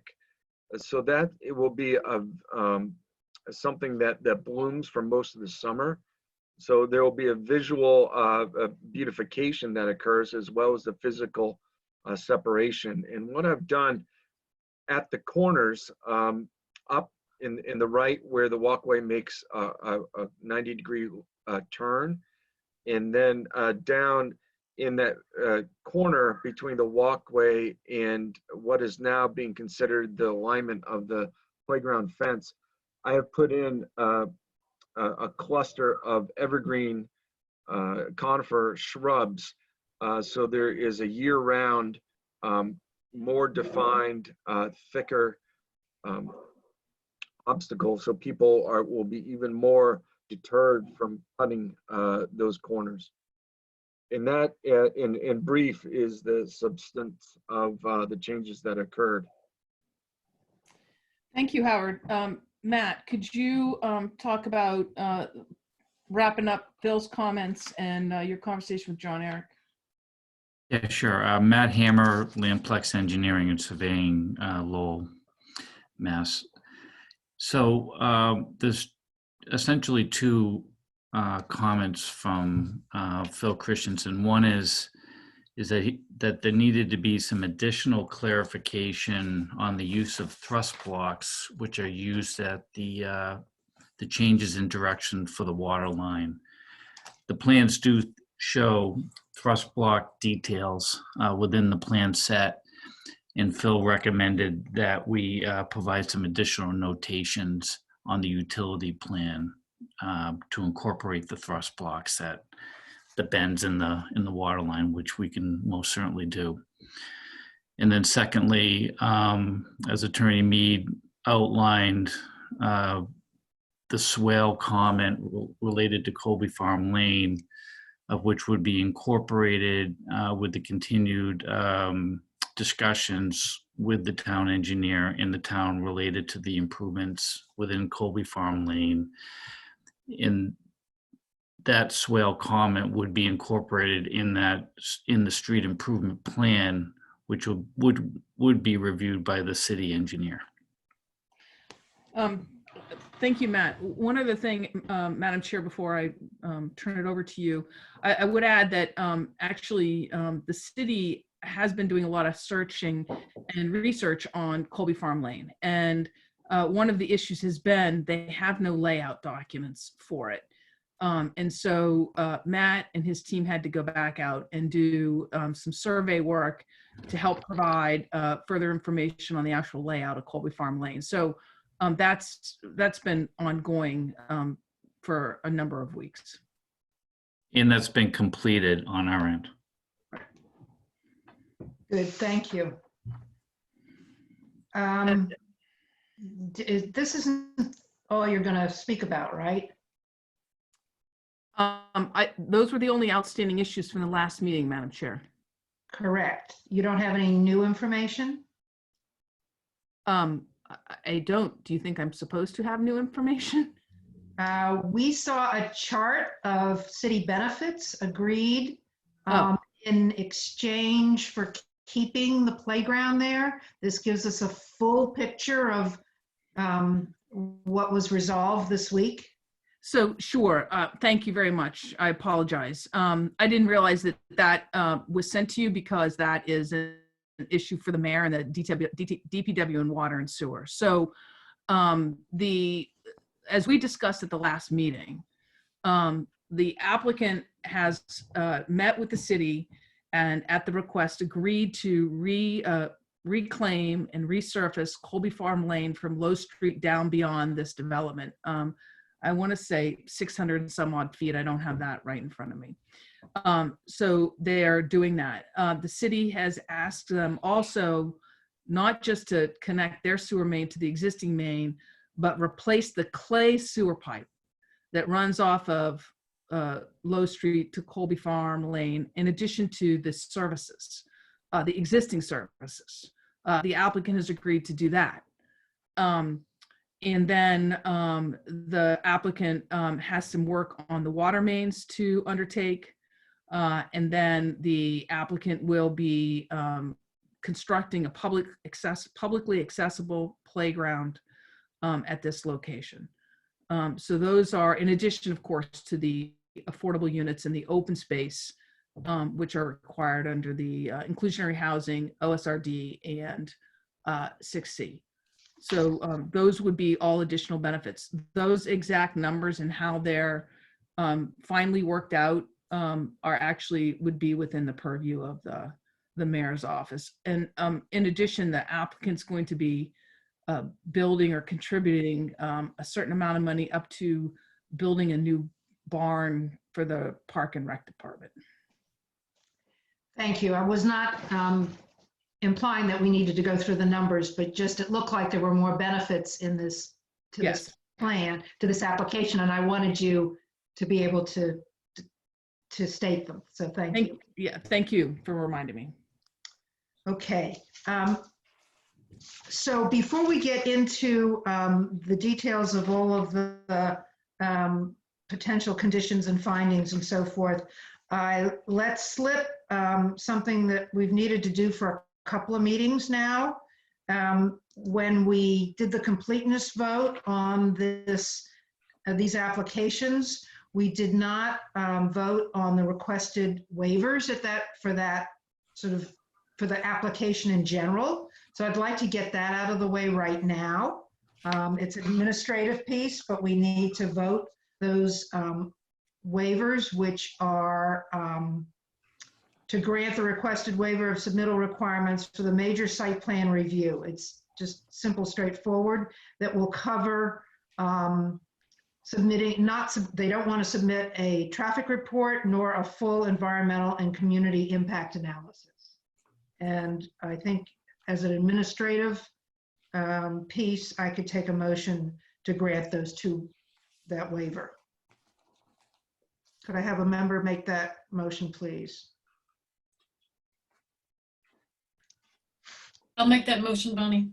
Who is that? I make Leah, this is Leah. I make a motion to grant the waivers. Thank you. And may I have a second? I'll second, Don. Don, okay. And now I'll just do the roll call on that. James? Yes. Beth? Yes. Anne? Yes. Tanya abstains, I understand. I do. Leah? Yes. Rick? Yes. MJ? Yes. Don? Yes. Bonnie, yes. Okay, administratively, that's out of the way. Any questions you have on what you've heard tonight? I have several questions on the plans. Go for it. On the plan that's before us right now, for lot 1, there is a annotation that says split rail fence delineates lot 1 property line within 25-foot wetland setback area. Does that mean that the fence stops when you cross out of the wetland setback area, so it only goes about halfway down the lot line? No, the split rail fence will go from those two sides. So the back, the rear of the lot, and then the left side lot. So maybe that note should be changed to say that, because right now it's ambiguous. Okay. Could we go to the layout and lighting plan? Yep, bear with me just 1 second. I'll switch over to that.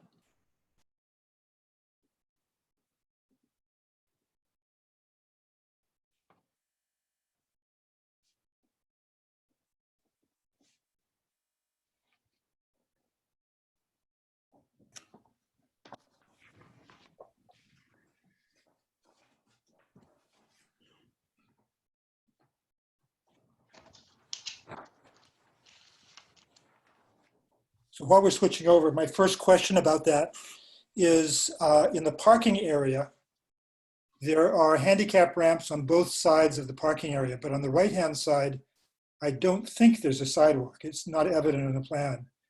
So if there isn't a sidewalk there, there shouldn't be a handicapped ramp. On the right hand, Matt Hammer, Lamplex Engineering. On the right-hand side, there will be a sidewalk. Oh, they will. Okay, I didn't see that on the plan. I missed that. Is it shown on the plan? It's shown on the plan, but there could be some additional clarification needed to make that clear. So would that will be a concrete sidewalk, correct? Not a bituminous?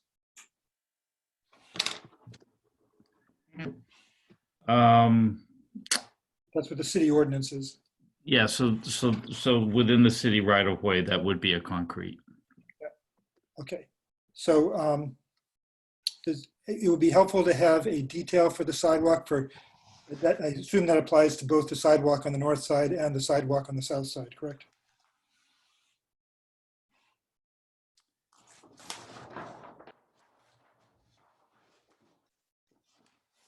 Yes.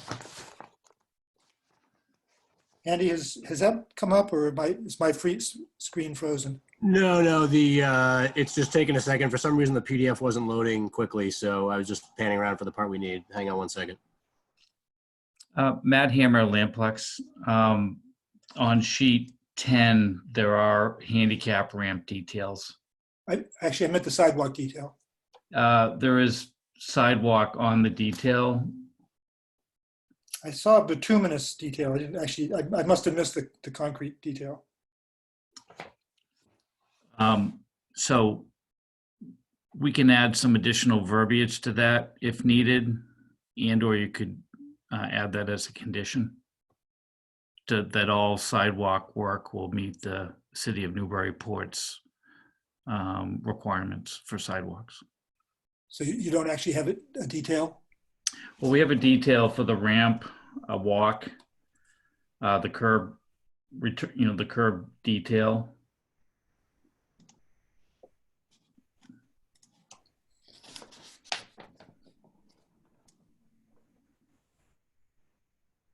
I don't have a specific detail from the sidewalk details for the City of Newburyport. I don't know how you want to handle this, but there should be something on the plan that says what you're building, and that what you're looking at right here doesn't do that. And we've had issues with bituminous going in where it was supposed to be concrete. I just want to make sure that's absolutely clear on the plans. Okay. So going back to excuse me, I'm sorry, Matt Hammer and Lamplex, on that, the ramp details, it does call out concrete. Yep. You'll see it. Cement concrete. Yeah.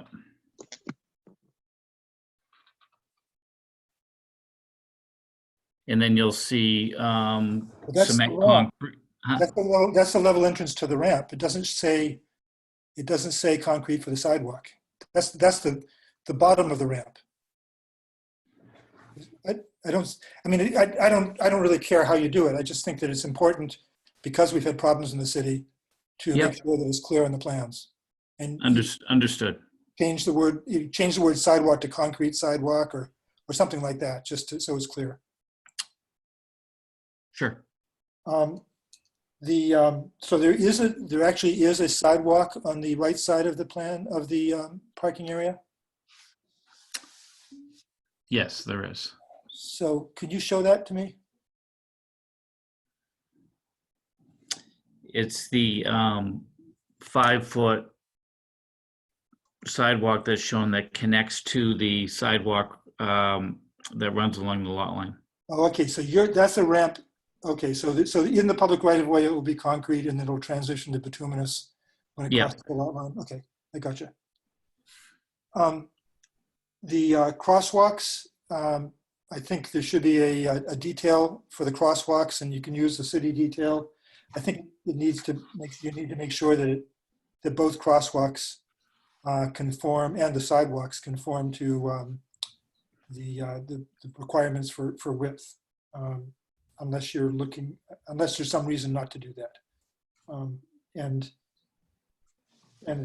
So there should be details for the crosswalks and for the pedestrian crossing lights. And You know, I'd recommend, although this is up to DPS, but I'd recommend using the international crosswalk rather than the ladder crosswalk, because the international is much more visible. And if we're having concern about people, you know, trucks coming down here, or fast traffic, it'd be best to have the most visible format. Yeah, absolutely. And Matt Hammer, Lamplex. All of that work within the right-of-way would also be incorporated in a separate plan and detail for that street improvement plan that Attorney Mead had mentioned that would need to go through the city's review. Okay. Thank you, that's all. Any other planning board member comments at this time?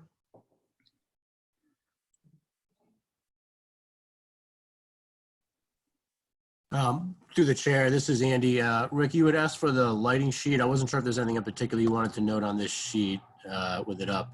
Well, no, it's called the landscape or layout and lighting sheet. So that's what I just needed it to refer to the crosswalks and the parking spaces and the handicap. Okay, I do. I just wanted to make sure you cover everything. All right, thank you.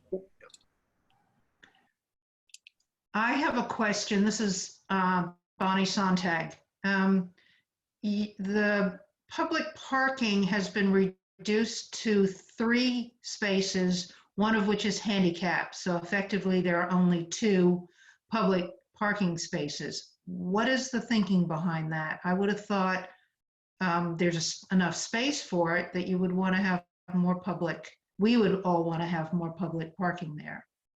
So Lisa Mead, Mead Tellerman Costa, Madam Chair, it's kind of the, I think it's kind of the balance to try to address how public is it with some of Molly's concerns, with some of the mayor's comments. So we're happy to have the 5 spaces. The mayor, I don't want to speak for her, but in our conversation, you know, she thought, well, maybe if you reduce some of the public parking spaces, it won't encourage as many people to go down there that aren't from that neighborhood or from that street. So, you know, we can do 5 because that's what fits on the plan. We can also do 3, and that's what's shown here. Personally, I don't, if it's either public or it's private. And if it's public, it looks token to put 2 spaces there. I think we should go with the 5, but I'd like to hear from other board members. Bonnie, also, I just wanted to note that Molly Umbro is here in the audience. I don't know if anybody else in the public wanted to speak on this application, but I know she's here as well in case there are any questions related to her earlier thoughts or comments. I have made a note that we do need to do public comment and should have done it earlier, but we're into this now. So I'm sure she'll comment at that time. Let's continue with the planning board comments because I'd like a response on. I agree with you. I think it's silly to reduce the number of spaces because people are going to show up. The number of people that are going to show up are going to show up, and it'd be nice if they don't park on the street illegally. Yeah. Anyone else? I agree. And I think that one of the things that this is Rick, I'm sorry. One of the things that needs to be addressed, if it hasn't been, is when this plan is redrawn to show however many spaces there should be. Right now, it looks kind of odd to have that blank space between the end of the fence and the parking area. So the fence, if there's going to be, wherever the parking spaces end up, they should be appropriately enclosed by that fence, if you know what I mean. Right. Madam Chair, this is Lisa Mead. We're happy to do however it is that you want to do it. Obviously, we just showed this so we would have an example for tonight. Okay. So I think unless there's another comment on this from another board member, it sounds like we'd like to go back to 5 and to delineate it very carefully so that there's no illegal parking. And yes. Okay. Wait, are there Bonnie, any other? Yes. Bonnie, this is Tanya. Could you put a bike rack there, Lisa? There is a bike. Tanya, you weren't. I don't think you were at the last. I wasn't. meeting. I'm sorry. That's no, okay. Well, we're sorry. We're sorry too. There is a bike rack that's proposed, and it's in the more detailed landscape plan. Okay, so And it's the kind that's taken off of the ones up at the Kelly School. and so it's right by the playground here in these parking spots? Yes. Well, not Okay. in the parking spots, obviously, but it's Well, that would be adjacent. weird. Yes. Okay. It's Awesome. adjacent. Yeah. Thank you. Okay. Shall we hold off on more questions or fine tuning of this until we have public comment? I should have taken it earlier and I let it slip. So I'll make that decision and say we're open for public comment at this time. Anyone who'd like to speak, please give your name and your address. And if you have any position that you need us to know about that as well, and then no comment. So we have Molly Attenborough's raised her hand in the audience. Yes, this is Molly Attenborough, Sustainability Manager for the City of Newburyport. So yeah, I think in one of our tech review meetings, I believe it was May 13th, we did bring up some concerns about the playground. And that was more around maintenance and who owns the playground, if it's private, if it's public, and then how it would be maintained in the long term. So that sort of started the conversation. And then internally in the city, we started talking about the needs of this. There are 26 parks and playgrounds in the city of Newburyport already.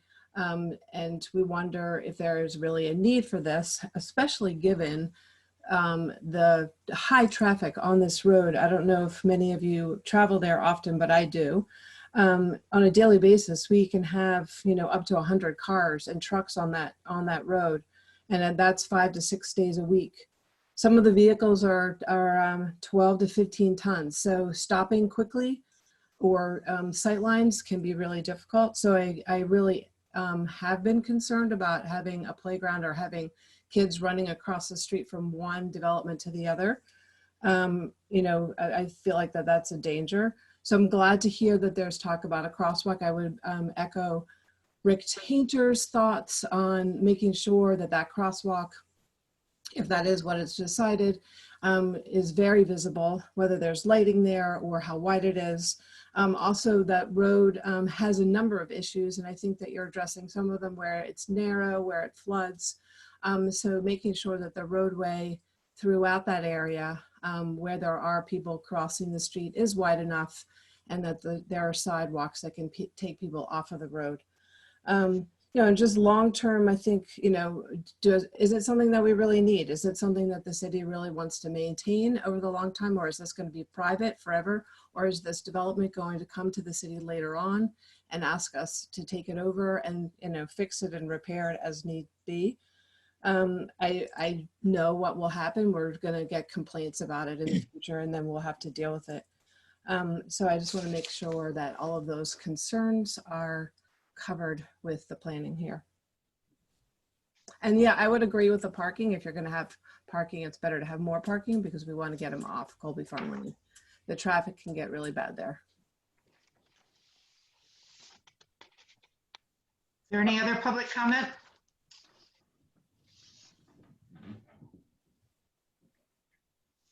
Andy, do you see any hands raised?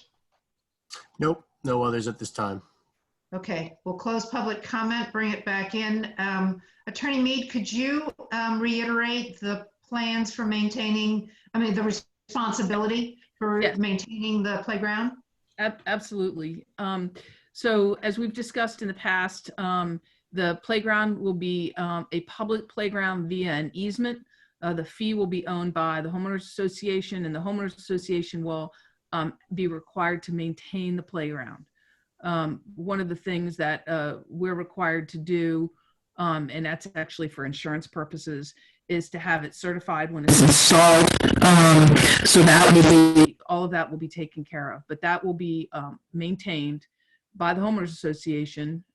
You can have it as a condition in your decision because it's going to be in the docs, the homeowners docs or the condominium association documents.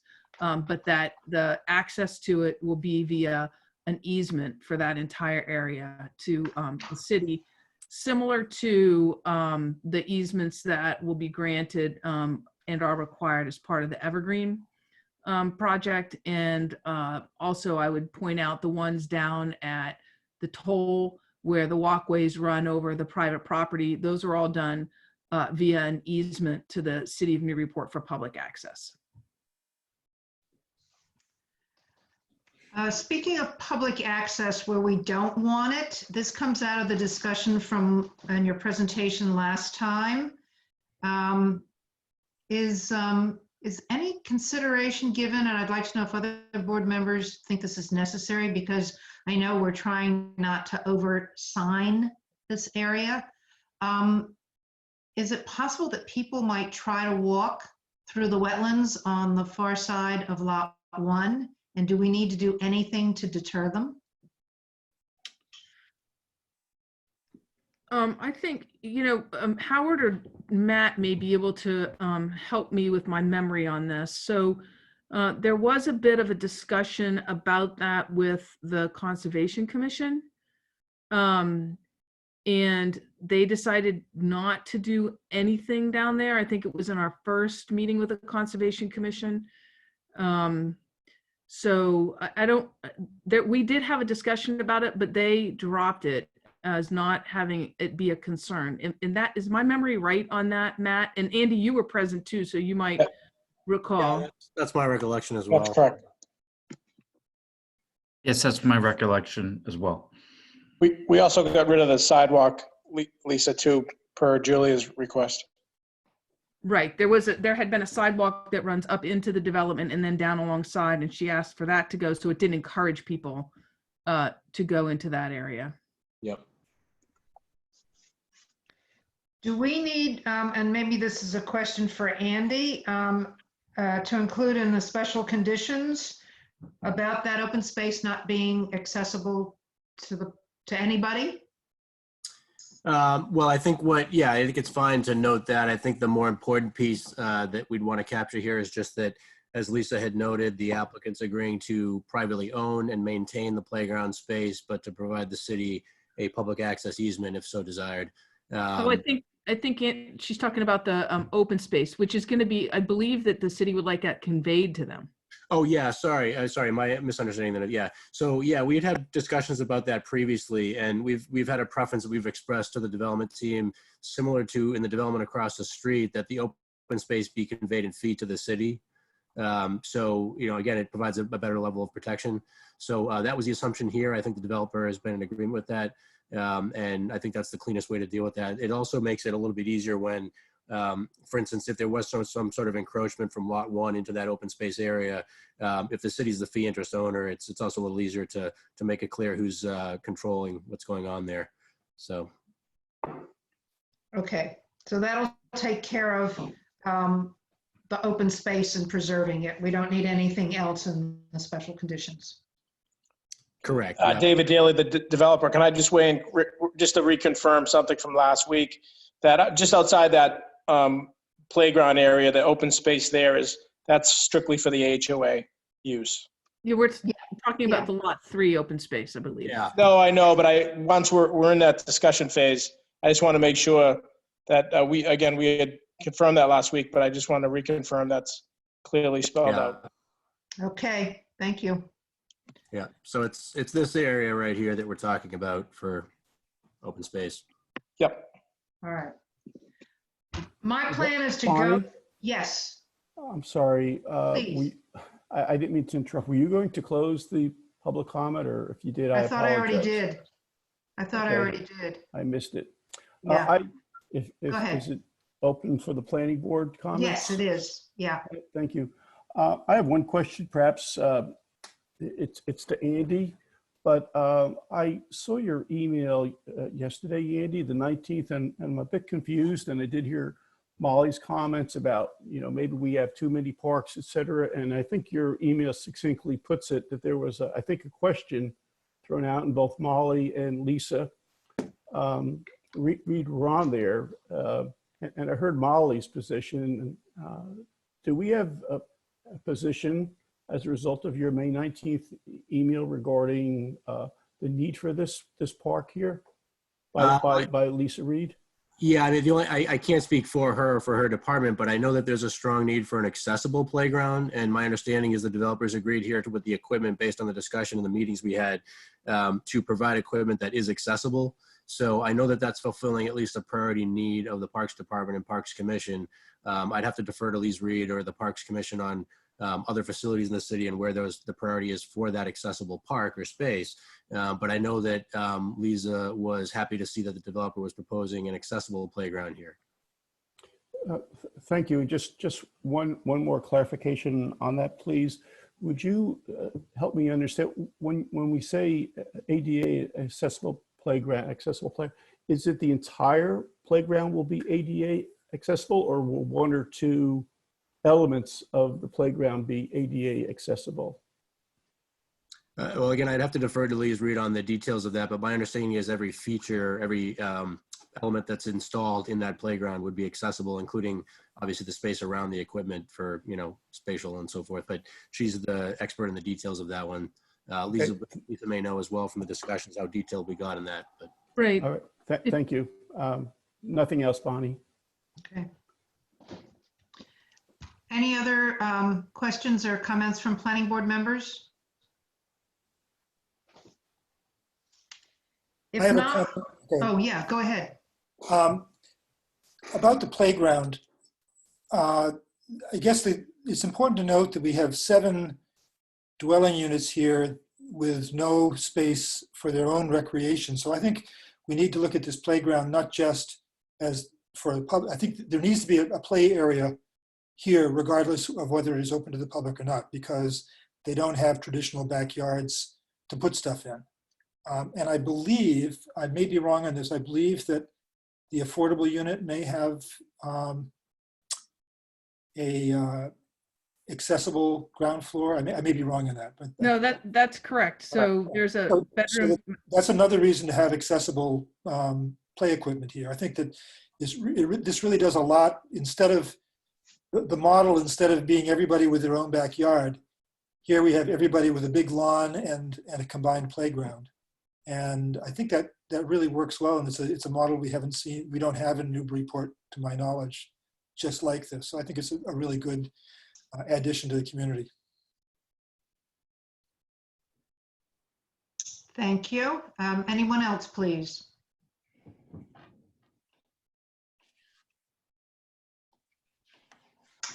Okay. Andy, a point of procedure. My plan was to go through each of the the permits, the applications, and go through in summary form the findings and make sure we have all the conditions that we want to include. But before we do that, does that assume that we're taking a vote? Do we have to take a vote tonight? Because we still don't have, we have a lot of new plans, we have a lot of inconsistency, and I think if I can speak for the planning board, we like to have everything tied up and clean before we actually take a vote. So should we go through all of this now to make sure we have everything in order? Yeah, I would say this. So I think you know from experience, and you've been on the board for quite a while. I know some of the other members have as well. It's always preferable to have the board close out with a set of plans that are, have been thoroughly reviewed and jive with each other.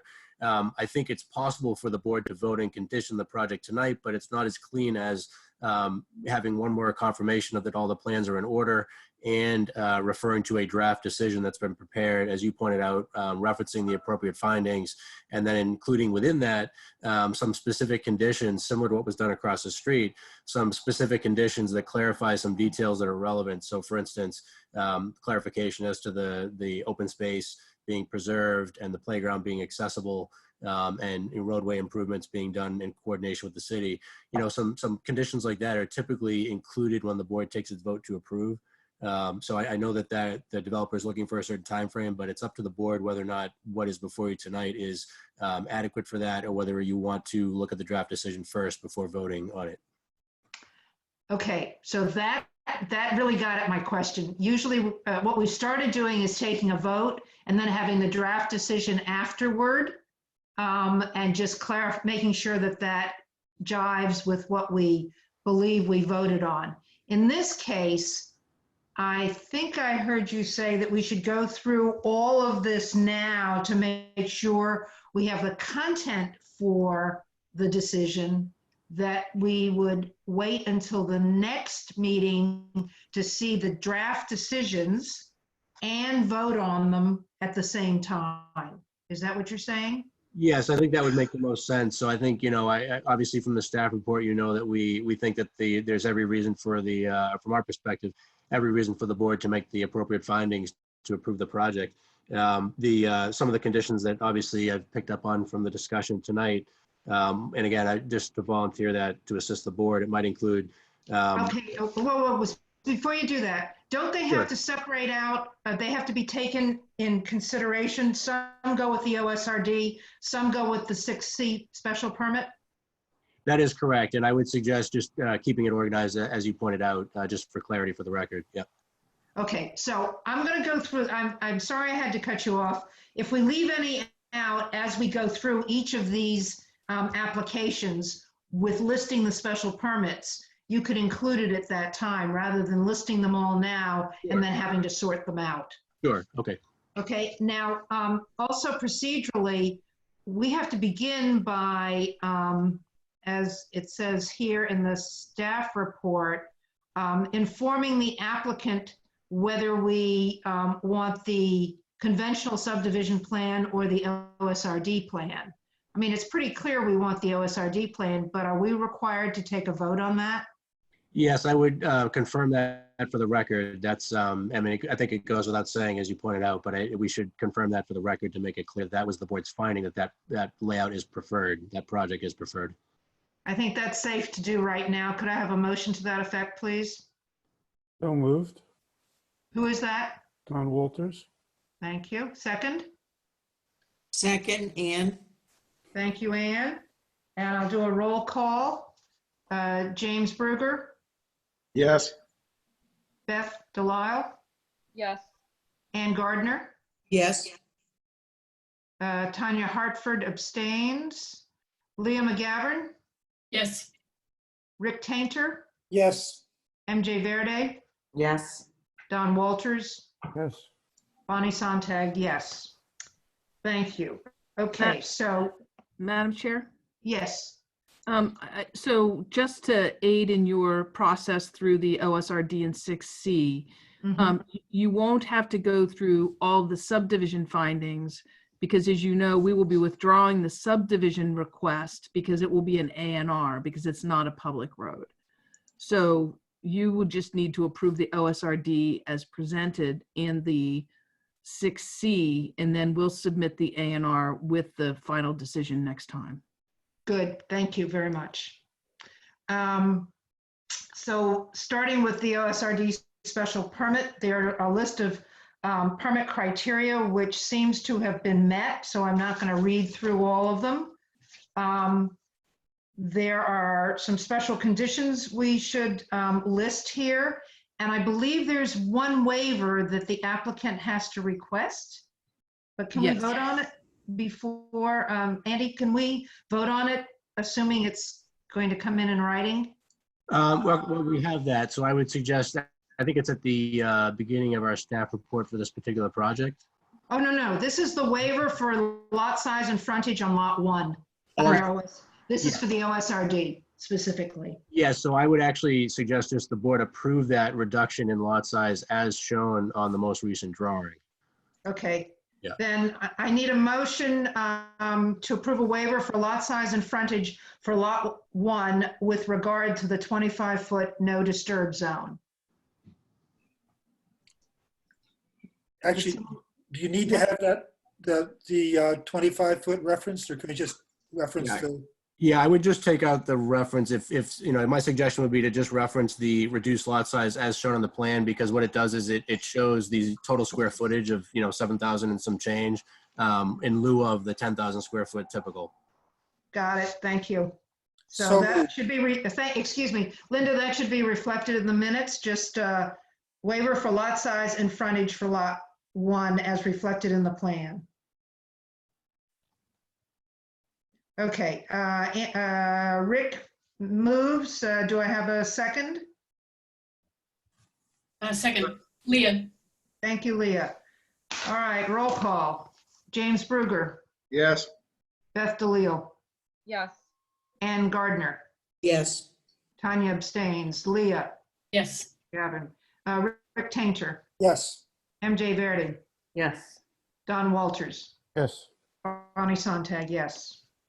All right, let's see if I've got all the special conditions that go with the OSRD.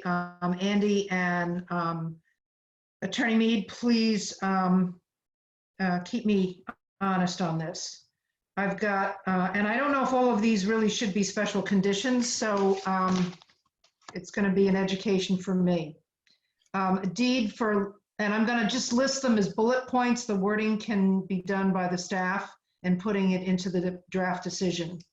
The deed for lot one, the deed for the structure on lot one has a no disturbance beyond the lot line. That same deed has a disclosure about the city facilities on Colby Farm Lane. And that deed also reflects that there's no residential parking in the public spaces in front of the playground. There's, I believe, just one homeowners association relevant condition for this permit, which is stating their responsibility for the playground with an easement for city access. Madam Chair, Is that would that also, correct? Yeah. include the disclosure about the facilities as well as no parking in the public spaces. Okay, so that goes here instead of the 6C. No, Oh, it's going to go in both. Correct. Oh, I tried to sort these out unnecessarily. Good, makes it easier. Okay. I believe we should have a condition on street improvement plan to be agreed with DPW and approved by the planning board before the issuance of the 8th occupancy permit, unless anyone on the board or anyone else has another wording for that. This is Andy. Just one possibility, whether it would make sense to just leave that review of that plan to public services, just because ultimately speaking, I don't know if there's would be a situation in which the planning board would not approve what public services has reviewed, but that's just my background. Actually, you can't do that. No, the control is ours, and it has to do with releasing the final occupancy permit. Well, I guess what the reason I bring that up, Lisa and Bonnie, it's up to you, of course, what you want to do, but I bring that up because it begs the question sometimes with these projects, if the details of the plan to restore the way that's affected by it, the public way that's affected by the project, have not been worked out yet, it begs the question, should the board continue the hearing and wait for the details to be included in a motion or a condition that's clear when approving the project? So the board has that detail when it's approving a project rather than after the fact. Well, may I speak to that point, actually? So it's not unusual for the board to have a condition that you come back on a particular detail and have them approve it later. It actually violates the chapter 40A section 9 to have a special permit conditioned on approval by somebody else, a condition approved by somebody else. Because there's no appeal authority. And so— Right, Attorney Mead, I'm not arguing that. My point is that if you have not sufficiently, working with your client, worked out the details with public services, it is up to the planning board to determine whether or not they feel that information should be reviewed prior to approval, rather than kicking the ball down the road to a later date at which there's less focus on those issues. That's my only point. Well, if you can get DPW to sit down with the applicant and have that discussion before the draft decision is put together, which is like next Wednesday or Friday, then we can have that detail. Otherwise, it's going to hold up the whole decision. Yeah, I'd like to leave it open right now. I'd like to have that condition. Our goal is to have this stuff worked out. Matt has worked very hard to get the baseline information done. I don't think we're that far off. Jamie has been responsive, and John Eric, it's just a condition of the situation that everybody's in. So I think we'd love to have it worked out before next week, but if not, the applicant would request that type of condition. Any board members want to weigh in on this one?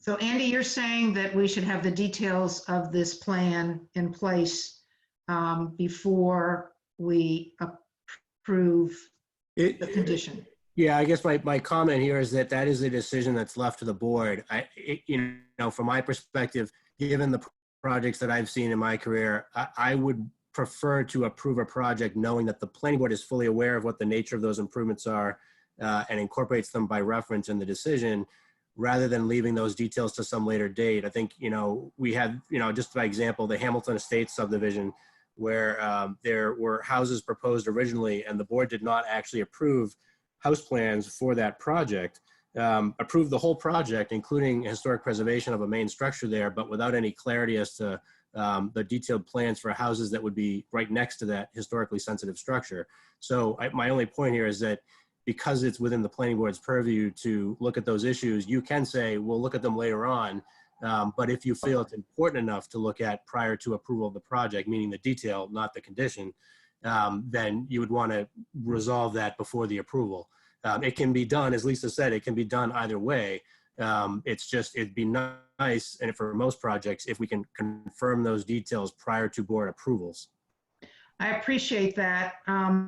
And you said that we would have less leverage if we left it as a later plan to be approved by the planning board, but we do have an occupancy permit to hold on to. And it seems to me that is, and we could put more than one if you want. But I think that is some leverage that would require some action on the applicant's part before we would release it. I agree. Here's my other thing. I would suggest that here's kind of maybe a happy medium. Maybe before next week, we can actually have a detailed list. Maybe we can at least get the detailed list of how the road is going to be improved for the actual plans then to be generated prior to the issuance of the 7th or 8th occupancy permit and at the board's approval. But at least you would have the... I agree with that. I think that makes a lot of sense, because what it captures is the essence of what the nature of the improvements will be. It doesn't have to be the details, on a specific plan per se, but it captures the essence of what the board agrees with in terms of the improvements to the public way that's being affected by the project. I'm agreeable. I think we can get that done. Okay, good compromise. Thank you. All right. That's all I had for this OSRD special permit. We're looking at all the conditions in one place being the same for the other permit. So Andy, do you want to add to those conditions? Yeah, I think it sounds like you've captured everything you talked about lot 1. I just want to make clear as well, I'm not sure if you missed it, but the one about the remaining open space being conveyed fee interest to the city, the same language essentially that we had in the subdivision across the street, or the OSRD across the street. Okay. But I think you've captured all the other conditions. We have that associate the language, the disclosure about the city facilities down the street. That was an important one for the city officials. So, I think you've captured any of the conditions that we've thought of on our end. Okay. I have a question about this. The easement for the playground area, does that have to be defined? At what point does that have to be defined in terms of the Well, I think that's actually left to the mayor and the city council as far as acceptance. The question here is they're obligated to do it if the city wants to accept it. So here's how we've done that. Here's how it's worked and we can just repeat the conditions in the toll one and Evergreen, Rick, and that is we provide a draft of the easement to the city. City solicitor reviews it, and then it goes to the city council and the mayor. And we can put a condition in to make sure that is conveyed prior to the issuance of the last certificate of occupancy. That's what I was getting at. Thank you. Yeah. I just drew a blank. What are we talking about? The easement for the playground. Thank you. being conveyed prior to the issuance of the last certificate of occupancy.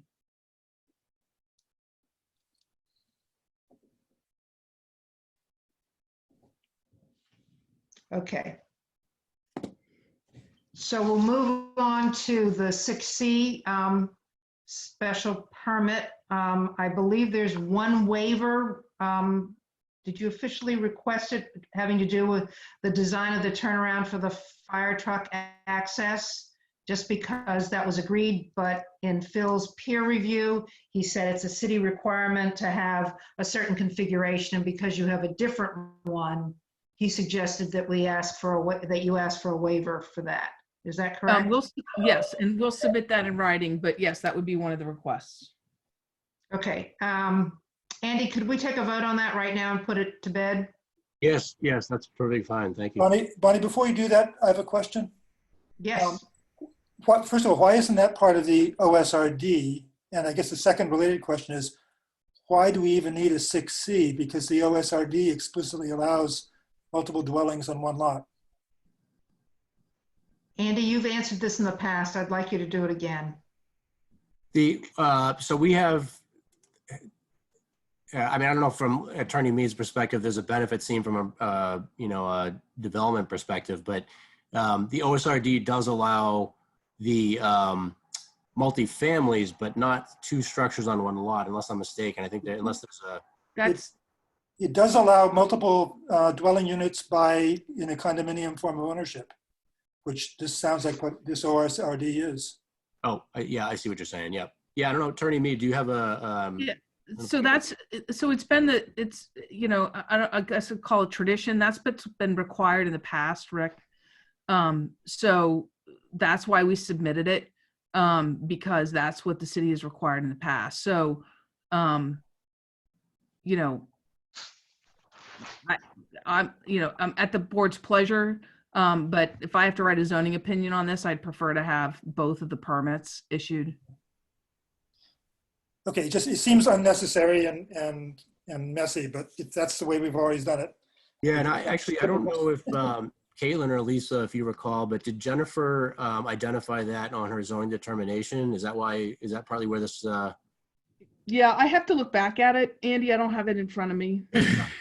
Rick makes a fair argument, but I think, regardless of the extra paper, a couple of pages of paper that's going to be filed, I think we've done all this process. And I think that, as Lisa pointed out, it's good for the title to make sure all bases are covered. So, while I agree with you, it seems like it's duplicative potentially. And we can confirm with, I can't say that there's a good rationale for having both per se, but I think it'd be cleaner to have both for the record moving forward. Okay, in that case, my first question was, why is the waiver for the turnaround not included in the OSRD special permit? Well, I think it should be. Yeah, okay. I got that wrong. This is Bonnie. I got it wrong. Okay, thank you. Yeah, I'm moving it right now, OSRD. Pretend that I asked for this waiver request, to vote on the waiver request during the OSRD, and I'll take a motion. So moved. And second? May I have a second? I'll second it. It's Leah. Thank you. And is this clear for everybody that this is an administrative detail, but it's covered by the plan? Okay, I'll take a roll call on this. James Bruger? Yes. Beth DeLeo? Yes. Ann Gardner? Yes. Tanya abstains. Leah? Yes. Rick Tainter? Yes. MJ Verde? Yes. Don Walters? Yes. And Bonnie, yes. I'm sorry, Tanya. I could just ask you to abstain directly, and I will in the future. Okay, so we have special permit conditions listed here for the 6C. I think the only one that requires a special permit, a special condition as an extension is the, something about we've always done this in the past, the affordable housing documentation. Is that correct? Oh, yeah, we have typical language we carry for that. We would put that in the draft for you. Okay. And here it says in the staff report, the open space at the rear of the property and/or convey it, a conservation restriction on it, or convey it to the city. We've already agreed that it's going to be conveyed to the city, so the and/or is not relevant. Correct. So yeah, I'll ask Caitlin as we're finalizing that draft, just to correct that language for the final version. And finally, do we want to add any of the public benefits listed by Attorney Mead tonight, as agreed with the mayor, as adding to the benefits for this 6C? Yeah, I think we should add that to the, Caitlin's done a good job of drafting some findings for the board, and I think we could just add a couple of phrases in there to capture that, as well as additional public benefits noted for the record. Okay, so there'll be findings, yeah, okay.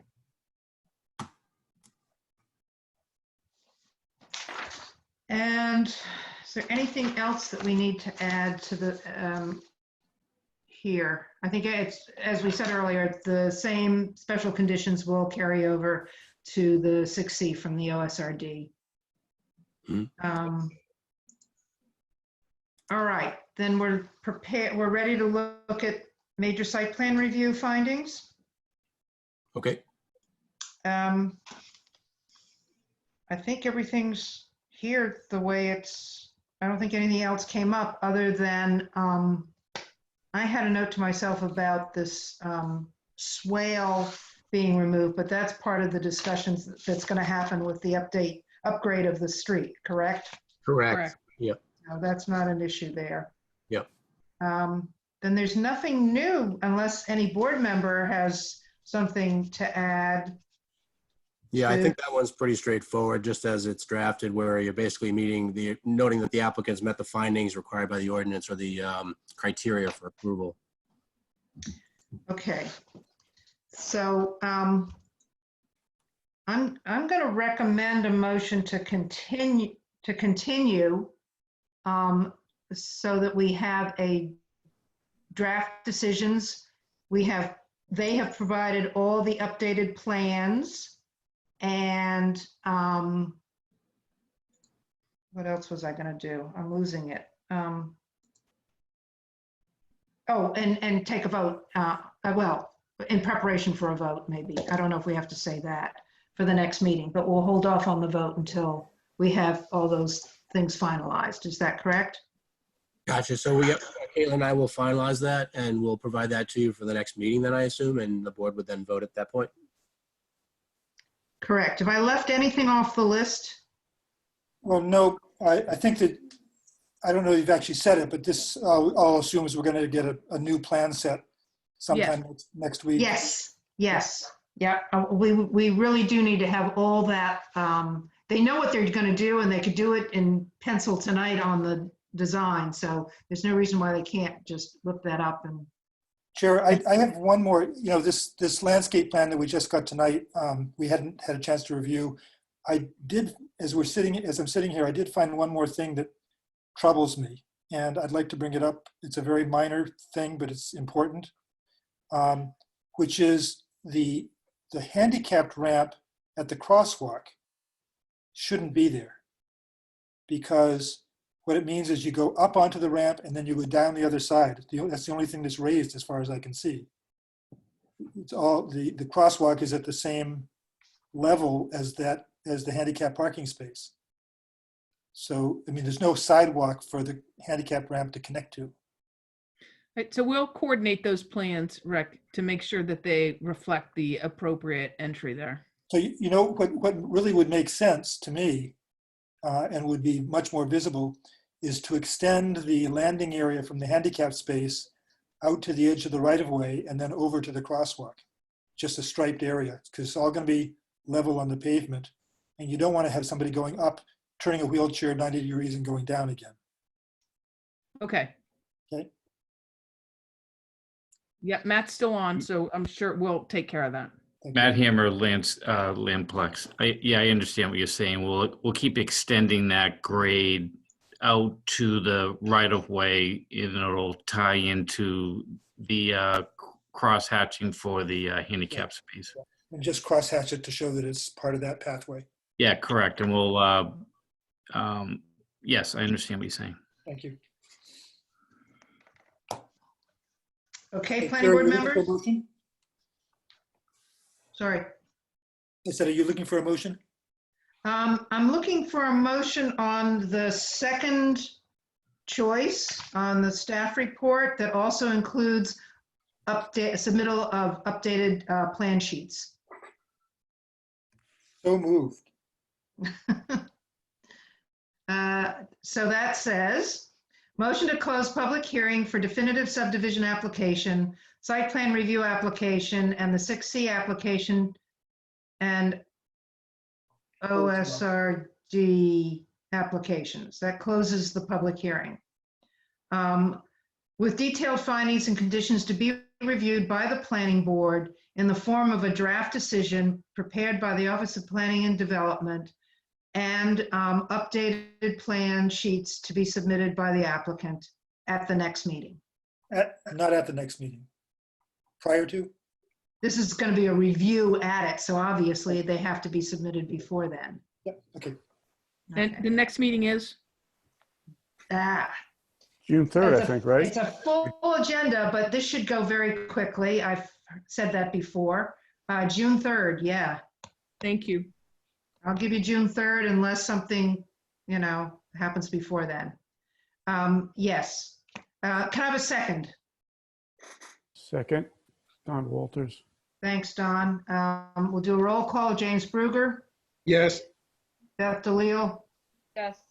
Ann Gardner, Yes. Tanya Hartford. She's going to abstain. She's so used to my telling her that. Leah McGavern, Yes. Rick Tainer, Yes. MJ Verdi, Yes. Don Walters, Yes. Bonnie Sontag, yes. Thank you very much. Yeah, thank you, Okay. everyone. Thank you. Thank you. Oh, okay.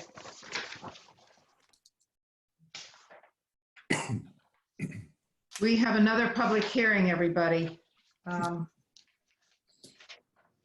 If we were in the room together, I'd say we take a break, but I think we're just going to go on. And if you need a break, mute yourself and take off and come back.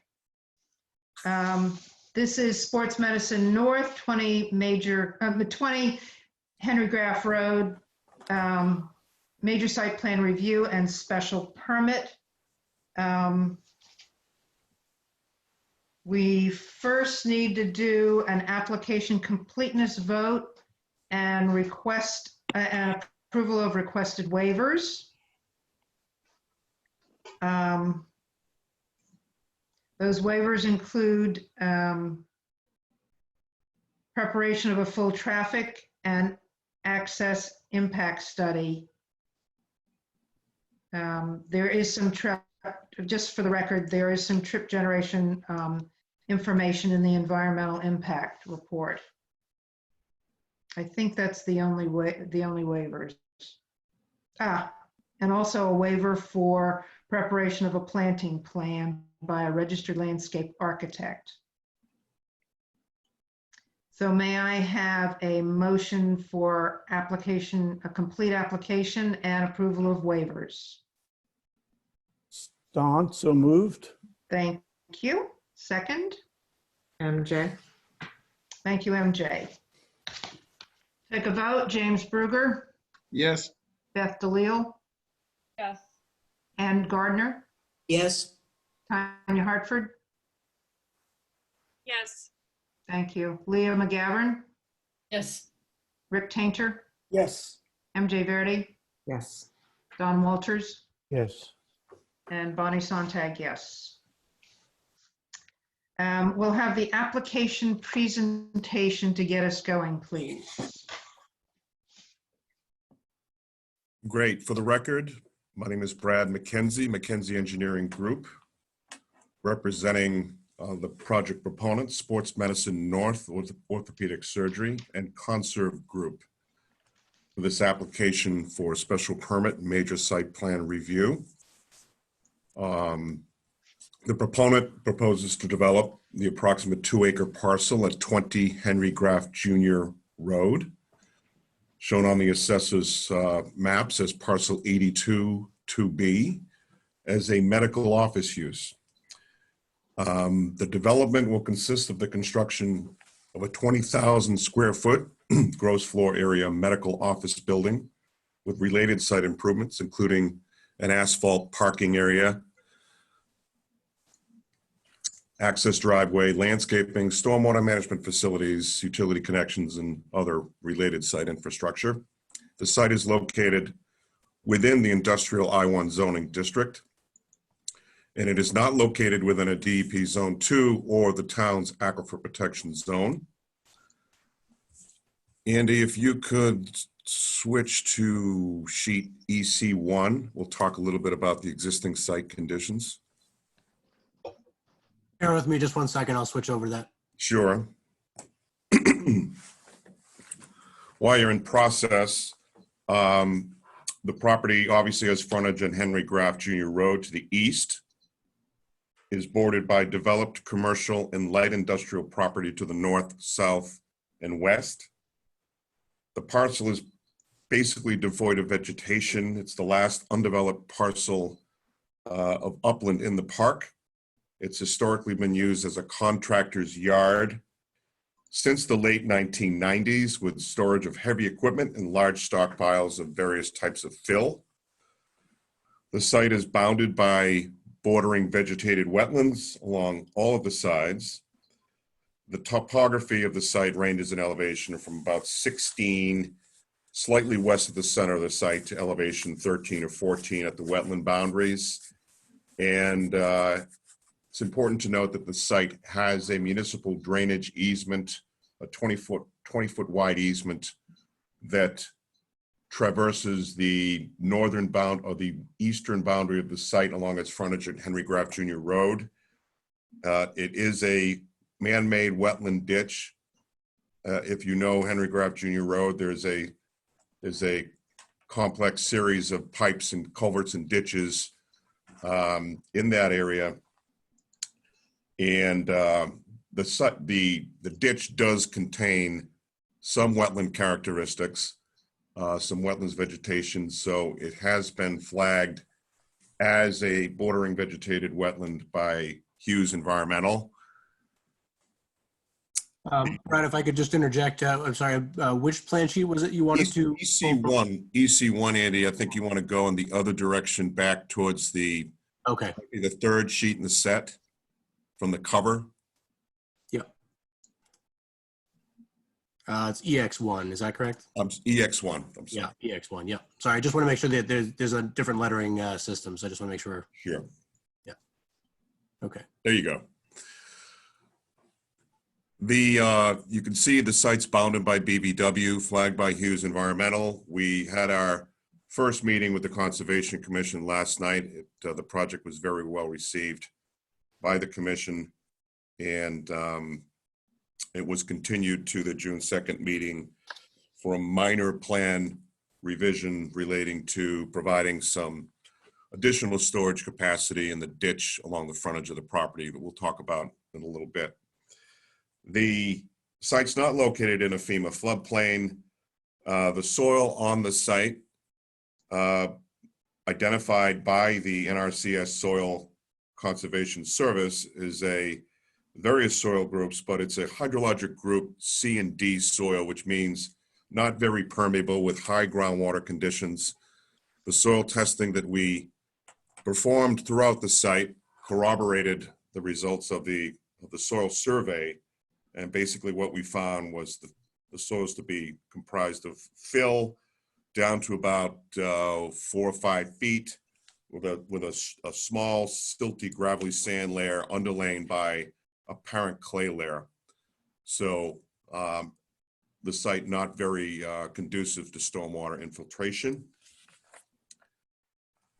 If we could turn, Andy, now to sheet C1, which is our site layout plan, should be the very next sheet in the set. there you go. This is essentially our layout of materials plan. This plan demonstrates compliance with the dimensional controls in section 6 of the ordinance, as well as the parking calculations in section 7B in the ordinance for off-street parking and loading. And looking at the land usage table for the industrial I-1 zoning district, it identifies the existing required and proposed site conditions. The project will fully comply with all the dimensional requirements of the industrial I-1 zoning district. The access driveway was designed to align with the existing curb cut and gravel access to the contractor's yard. It's 24 feet wide. There is stop sign control at the exit. The guardrails have been recently added to the plan. We'll talk about some of the city engineer's comments in a few minutes. The parking aisles are 24-foot wide and spaces 18 by 9 that comply with your ordinance. I think it's important to note that Chief Bradbury did review our plan, had some concerns about the ability of his aerial ladder truck to negotiate the site. We provided him with a fire truck turning plan. He reviewed it and issued a memo to the planning board on May 11th, or an email to the board on May 11th, indicating that all of his concerns were satisfied. There's cement concrete sidewalk proposed to basically skirt the building, and on most of the 3 sides. The interior landscape islands comply with the 5% requirement per section 15 of the zoning ordinance. And one of the changes that was made to the plan set since the original filing on March 18th was pursuant to some comments received at a Zoom meeting with department heads in early April. And one of the comments was to make those landscape islands larger, more prominent, so that they could accommodate some trees, and add some more plantings between the drainage ditch on Henry Graff Jr. Road and the northern or the eastern boundary of the parking lot. And we'll talk about that further when we get to the landscaping plan in a few minutes. There are pole lights shown in various locations around the perimeter of the parking area. There's no wall pack lighting proposed. The pole lights will comply with the requirements in your zoning ordinance. There'll be LED, 18 feet in height, meet the dark sky requirements. In the southwest corner of the site, there's a dumpster pad location that will be enclosed by a vinyl fence and gate. And there are, in the extreme northwest and southwest corners of the site, there's a small amount of modular block retaining wall proposed to, I guess, minimize the impacts to the bordering vegetated wetland that is very close to the limit of work. If we could turn to sheet C2.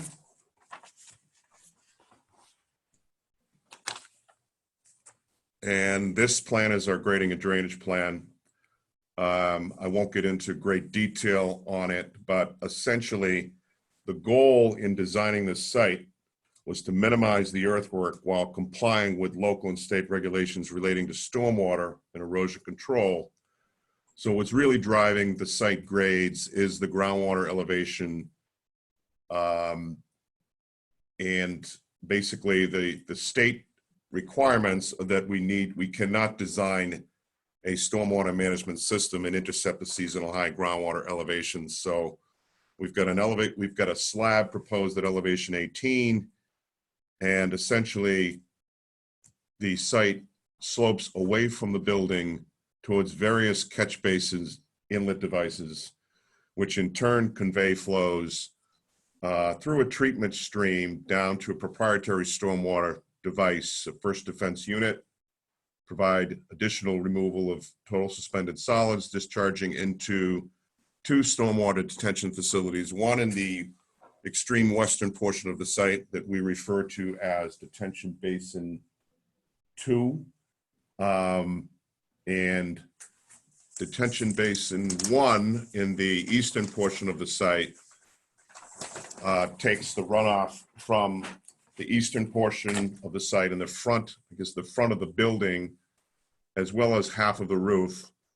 And it's important to note that if you follow the plan, that the stormwater runoff that's being discharged through a kind of a connector, or I guess an equalizer pipe from Detention Basin 2 to a swale behind the building, and eventually at a very slow, very flat grade, the water migrates down to Detention Basin 1, which in the large storm event, the elevation of the stormwater in Detention Basin 1 is regulated by an outlet control structure, which slowly releases flows to the pre-existing location and drainage pattern at a rate that's less than the pre-development rate of runoff, which is one of the requirements of the local ordinance as well as the state stormwater management regulations. We also comply with the treatment standard, the state stormwater management regulations of removal of 80% total suspended solids. Within the drainage report, there's an extensive construction phase, operation and maintenance plan. And there's also in the plan set, which I won't get into in detail, an erosion and sediment control plan. And in addition, in the drainage report, there is a post-development phase ongoing maintenance plan, or post-development phase plan that discusses the ongoing maintenance of the best management practices for perpetuity. It's important to note that the project did undergo a peer review from PGC Engineering, Phil Christensen. We did make some drainage, some revisions to the drainage calculations at his request. Most of the revisions were to the post-development hydrologic model. It was, he asked us to use a different methodology, and the conclusion of the analysis was that there were no real changes to the design of the stormwater management system.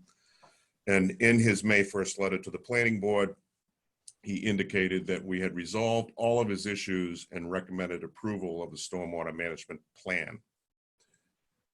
If we could move on to sheet C3, which is our utility plan. Should be the next one. This there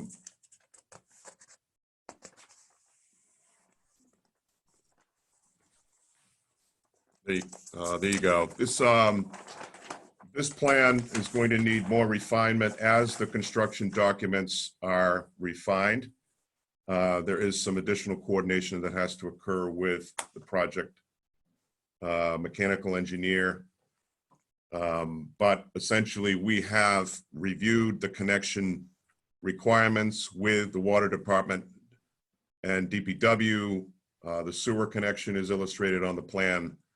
We have 2 connections, one for domestic water, one for fire protection.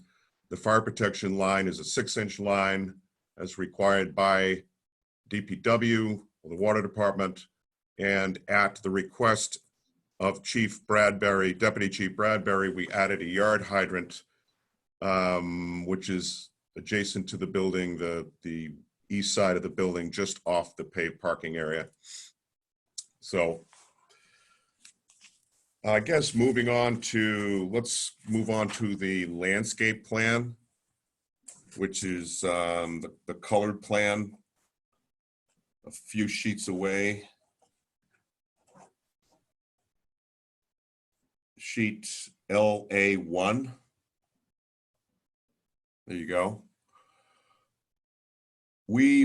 This plan was developed in collaboration with Tom Hughes of Hughes Environmental. And what this plan illustrates is obviously the plantings, the trees that are proposed, as well as some shrubs and some surface treatments. And the legend down below indicates the various type of surface treatments that we're proposing for grasses. The areas that are probably 5 feet around the perimeter of the paved parking area will be planted with like a low mow fescue that needs to be maintained, I guess, as regularly as you would maintain your lawn.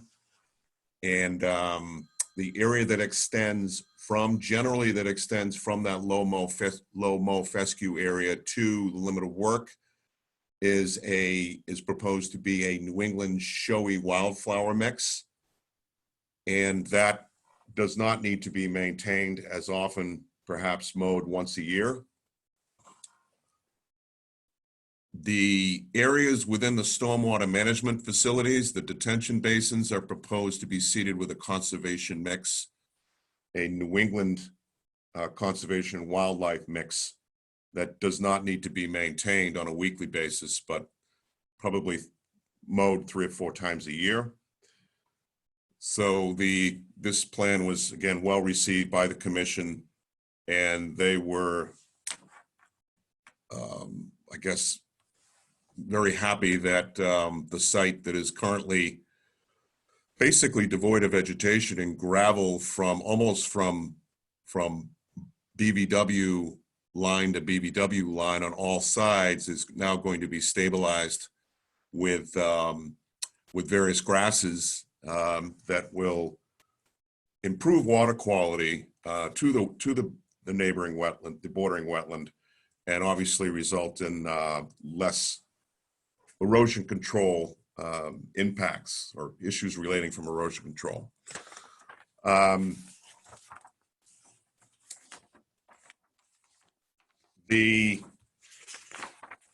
Since the original submission on March 18th, some revisions were made to the plans.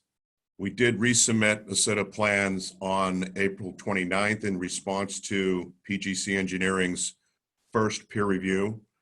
And we talked about some minor modifications that were made to the drainage calculations and some minor modifications made to some of the drainage details, the detail sheets. Some of the other revisions we talked about were as a result of the Zoom meeting that we had with town departments in early April.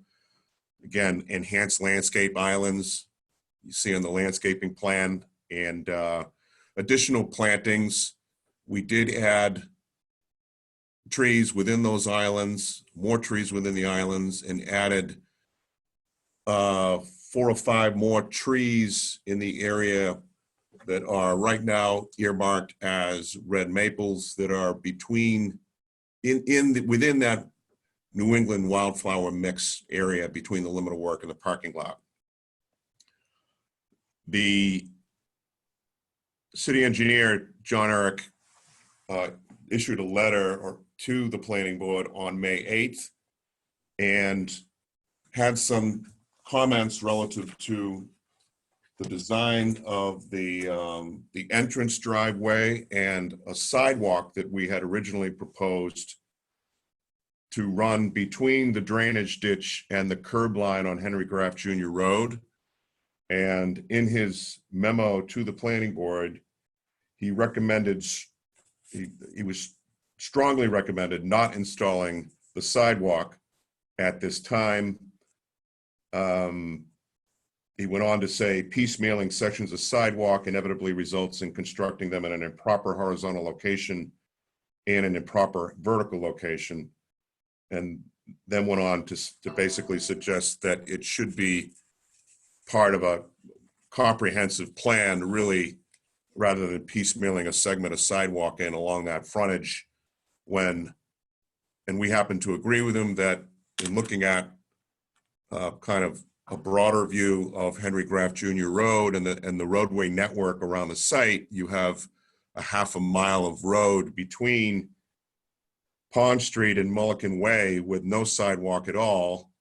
And even as Mullican Way extends to Parker Street, there's really no sidewalk on Parker Street. There is, looks like a shoulder, a very large shoulder that is striped, that could be a bike path of some sort, but no sidewalk at all. And originally looking at this site when it was, I think it was staff's recommendation at an earlier meeting that we had in person before things shut down in January, that we had the sidewalk. In looking at both sides of the road, in my opinion, if you're going to be adding a sidewalk, it probably would be better located on the opposite side of the road, because you have less drainage ditches, a network of drainage ditches that are presently located on that side of the road from Pond Street to Mullican Way. So again, that was a recommendation that John Eric White made at staff's recommendation. We did reissue a set of plans Monday morning, which essentially shows on sheets C2 and C1 and C2, no sidewalk. Some of the other suggestions that Mr. White made were regrading the entranceway slightly to, I guess, filling the entranceway, bringing the grade up a little bit. If you go back to sheet C2,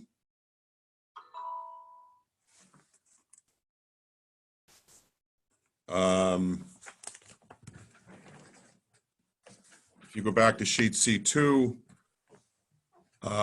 you'll see there's a contour 15 and 16 that we modified, and as a result, there's a little more fill placed in that entrance roadway, which resulted in the need to extend the existing 24-inch drainage culvert by about 10 feet and fill in about 150 square feet of that drainage ditch.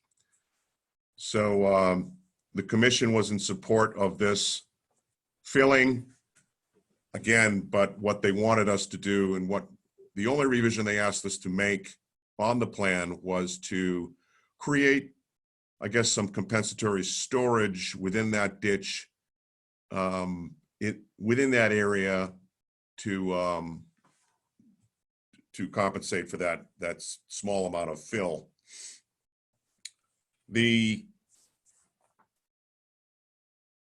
Those were the extent of, and then the engineer also, Mr. White also suggested we add some wood beam guardrails, which we did on both sides of the proposed entrance.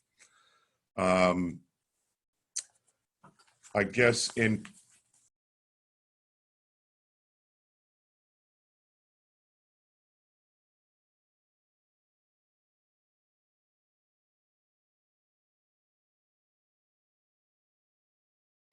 this is Andy. I'm just wondering, it looks like we might have lost Brad.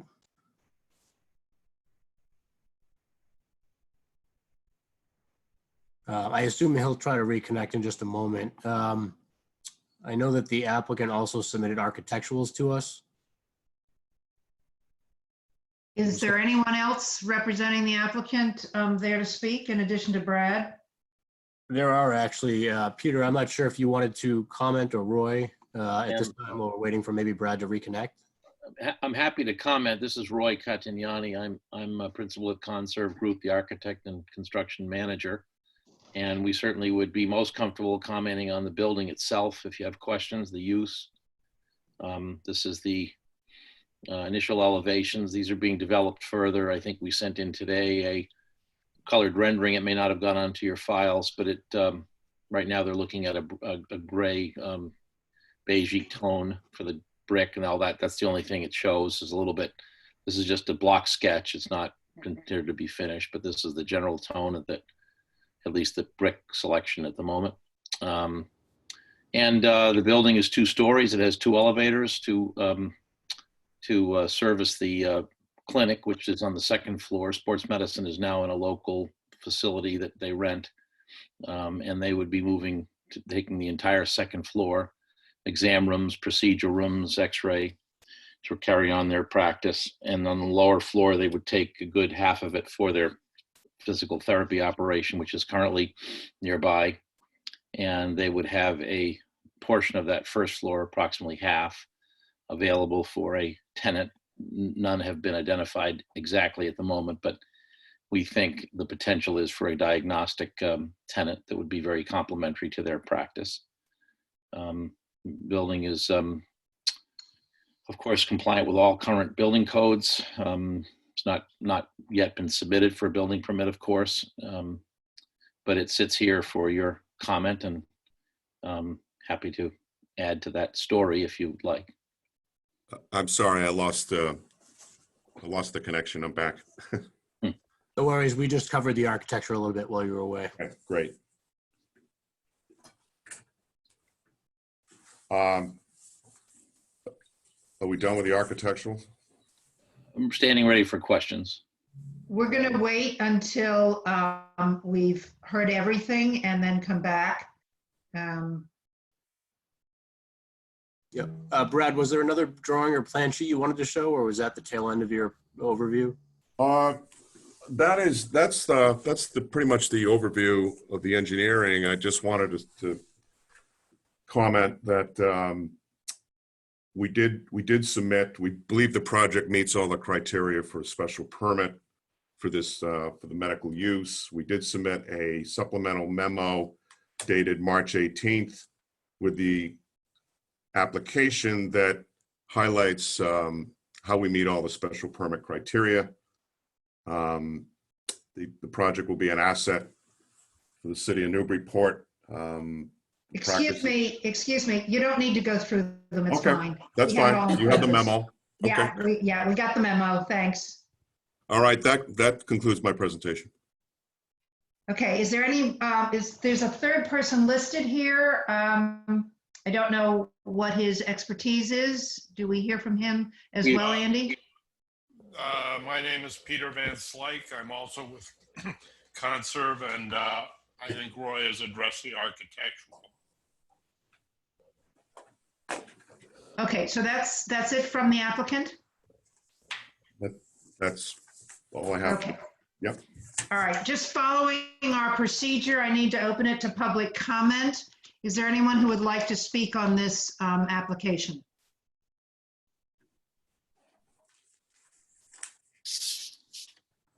Andy, do you see any raised hands? Yep, I do not see any hands raised at this time. I guess no interested parties in this project right now. Okay, I'll close public comment and open it to the planning board to ask questions of any of the representatives of the applicant and on any of the plan sheets that have been discussed so far.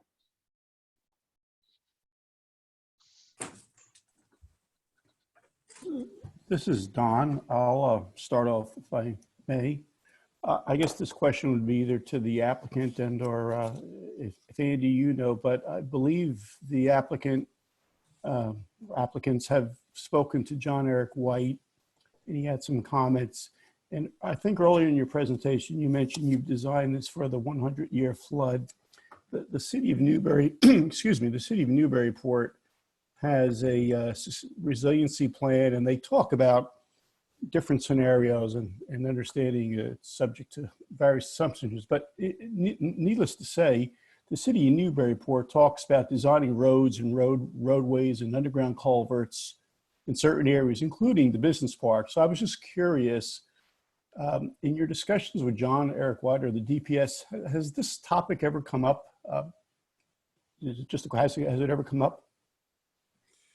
There, not really. There was some discussion at the meeting that we had in January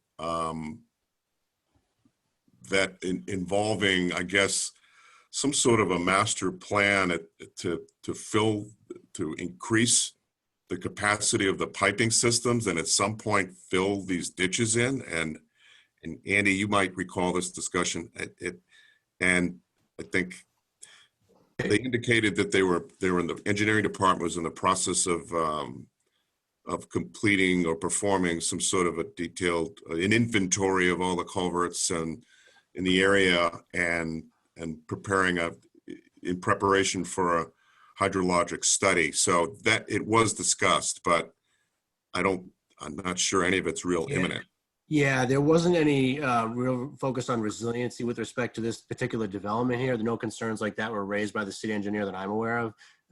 They have been, I think some of the planning board members know, but over the years, there have been a number of studies about flooding in the business park, and particularly the lower southern end, and high groundwater or the low-lying land, and the fact, that it's clay conditions and whatnot.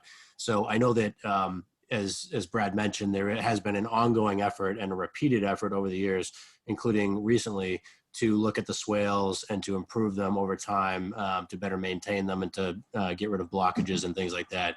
But other than that, I'd have to defer to John Eric White, the city engineer. Okay, thank you both.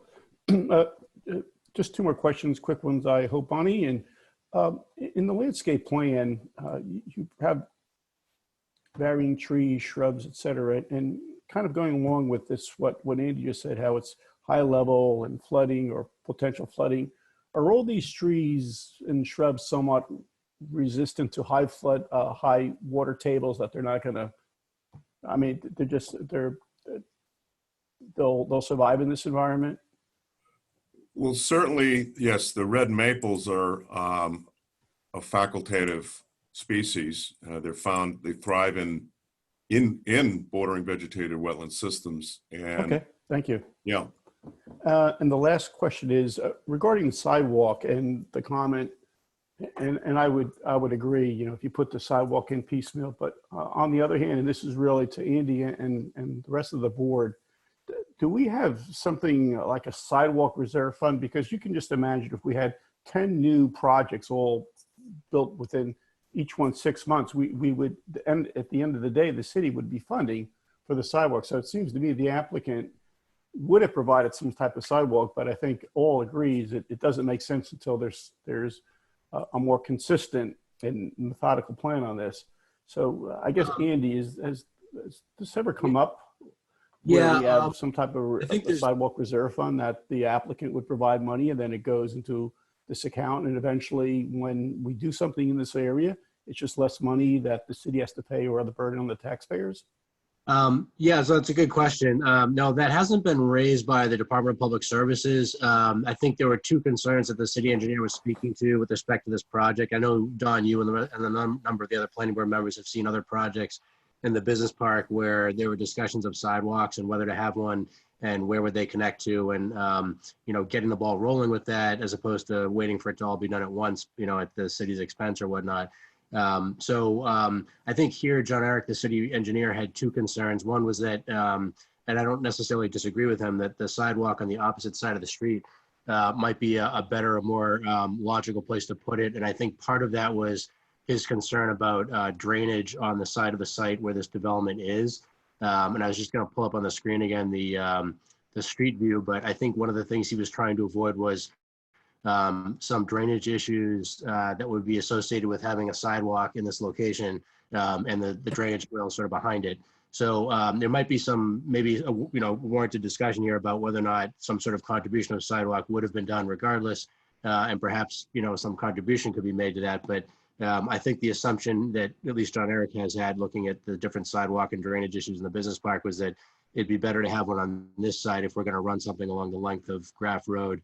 I can say from a funding perspective that given the limited funds and the continual effort to fund various capital improvements around the city, including sidewalk improvements elsewhere, where there folks are more heavily using those sidewalks, it doesn't look likely that the city is going to have money in the near future to install a sidewalk along these sections. But that goes back to your question about where does it make sense for applicants to get that ball rolling.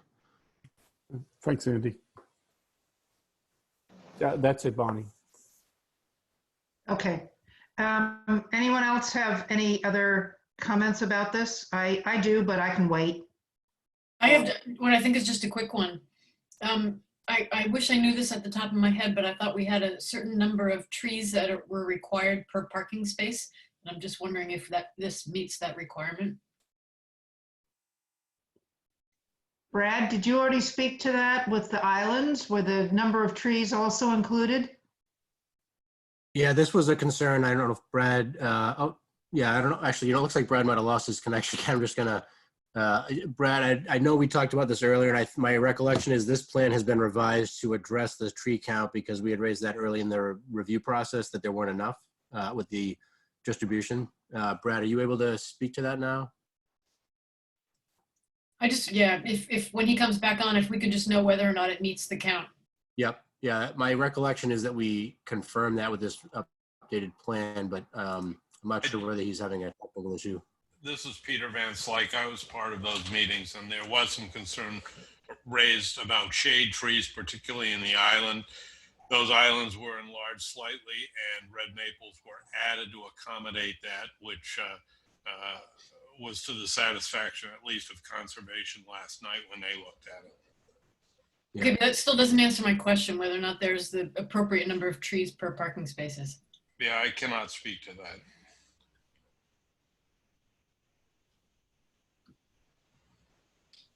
Well, we can circle back on that one, and when Brad comes back in a moment, I'm sure he can address that, because I know that we addressed that some time back when in review of an early part of the plans. Did you have another question, Leah?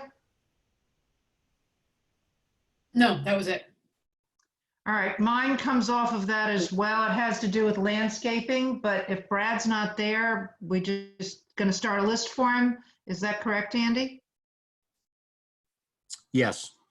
All right. Grass is not the most ecologically considerate planting. I'm just wondering, since they have wildflowers close to the grass, could they not replace the grass with all wildflowers? There would be less maintenance, and it would be absorb water better, and it wouldn't need the fertilizer and so on that grass needs. And secondly, I'd like to know if more landscaping, maybe something in addition to soften the front of the building on Henry Graff Jr. Road could be installed. If this were not the industrial park, I would make an argument for moving the building so that the parking could be more to the side and the rear, but given its location in the business park, I don't think that's as big a concern as it would be elsewhere. But in exchange, I would like to see some more softening with landscaping the entrance, since this is a more of a business building and everyday people will be going in and out of there. I think it could be made a little more attractive, but make sure that the plantings at the front do not interfere with the sight lines on the road.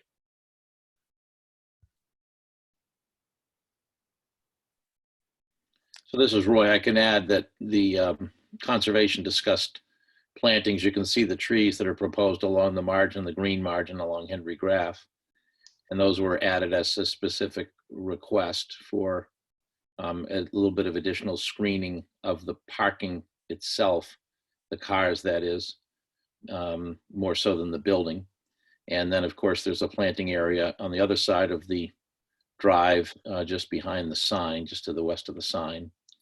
And I'm trying to fill in a little here just simply because, I wasn't at every one of these presentations. Brad is the man, but I believe there was much discussion with the staff, and I'm hoping that we're fully in compliant with the number of plants. I just like not to say it without Brad present. So yeah. I think there are some limitations with regard to the BVW there. You can see the brighter green. I'm sorry. There you go. So Brad, I'll let Andy. I apologize for the IT issues here. I didn't hear the question. I was wondering, this is Bonnie Sontag. I was wondering if some more plantings could be put in the front of the building to to help it be a little more friendly to the everyday people who are coming into it, as opposed to other structures in the industrial park that might not have that kind of traffic. But as long as they don't interfere with the sight lines to coming in and out of the property. You're saying adjacent to the driveway? Yeah, on Henry Graff Jr. Road. Yeah, so when I'm driving up to go to physical therapy, I'm coming to this site and I don't want to feel like I'm going into an industrial build site. I want to feel like it's, an office building that I would go to for, for whatever I need to have done. I'm not a truck driver dropping stuff off or an employee coming into a manufacturing facility. Yeah, I wouldn't want to impede the sight distance that's there presently, but some low-lying shrubs, I mean, you really can't be any higher than 3 feet. Are those what are already there? Is that what I'm looking at? That's the scrub that's there. We'd like to. No, I'm sorry, on the plan, what you have drawn on the plan, is that as much as you can put in there? Are you referring to within the right of way, or are you referring to as you come in on the left, that cluster? No, on the right of way, on the right. Those, yeah. We're proposing some trees there.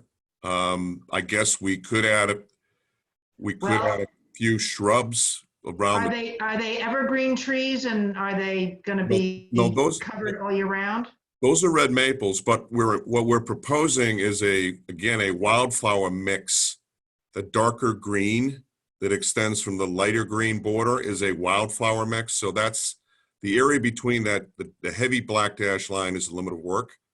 So the area between the black line and the lighter green line is a wildflower mix, and so those grasses should grow up to be, could be 2 or 3 feet high. Okay, that's fine. Now that I've got you here, I made a question earlier. Could you replace all of the grass with wildflower mix, because it would be more environmentally sensitive and would require less maintenance? You wouldn't want a wildflower mix extending all the way up to the parking lot. I think it'd be there'd be some maintenance issues. That's why you might have cars maybe overhanging a little bit, and the taller grass is growing, kind of drooping over into the parking lot. All right. Well, now that I see that it's only the green, that light green there around the sort of bordering is the only part that's grass. Is that correct? Correct. Okay, I'm okay with it then. Signage. Andy, should we see a design for the sign before we approve? Yeah, I know that, and there have been different ways that boards have treated this in the past as far as approving it up front with the signage. Again, that's something we recommend having approved at the time of approval rather than kicking that ball down the road.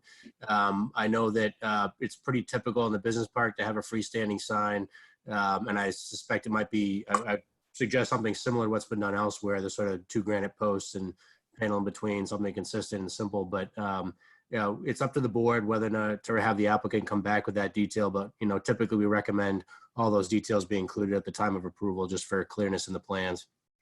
Then let's see it, because we're going to continue this anyway to make sure everything's, I think we're going to continue this, right? Yes. Yeah, thank you. Are there any outstanding concerns that? Well, you're going to see the Concom on June 2nd. That was one note, and I wanted to make sure that everything was clean with them before we vote on it. So we could have a draft decision ready by next time, but we would want to have their final approval. We'd want to see confirmation that this may have come up while you were offline, that the appropriate number of trees per parking spaces has in fact been met. Did you say it had been? Oh, yeah, we have, and the requirement is, are you referring to 1 tree per 10 spaces? Yes. We exceed that by a lot. Okay. You count the trees around the perimeter and within the landscape islands, we're probably we have per 10 parking spaces, what do we have, 90 spaces? So we have many more than 9 trees. I think that it requires the trees be in the parking lot, separating, it's for the shade of, on the parking lot. It actually says located either in the parking area or within 10 feet of it. That's in section. Yeah, yeah, And I you would, meet, and, okay. I would And then- concur with that. I think the basis for that was to have it, as Bonnie pointed out, in the islands, but also in the areas immediate surrounding the parking area, so that it's Right. as much as possible providing cover for the parking. Which we've accomplished with this plan. And then the other requirement that we talked about earlier is 5% of the interior of the parking areas has to have landscape islands with trees. So, and we meet that requirement as well. Okay. So we would want to see what the sign's going to look like. We want,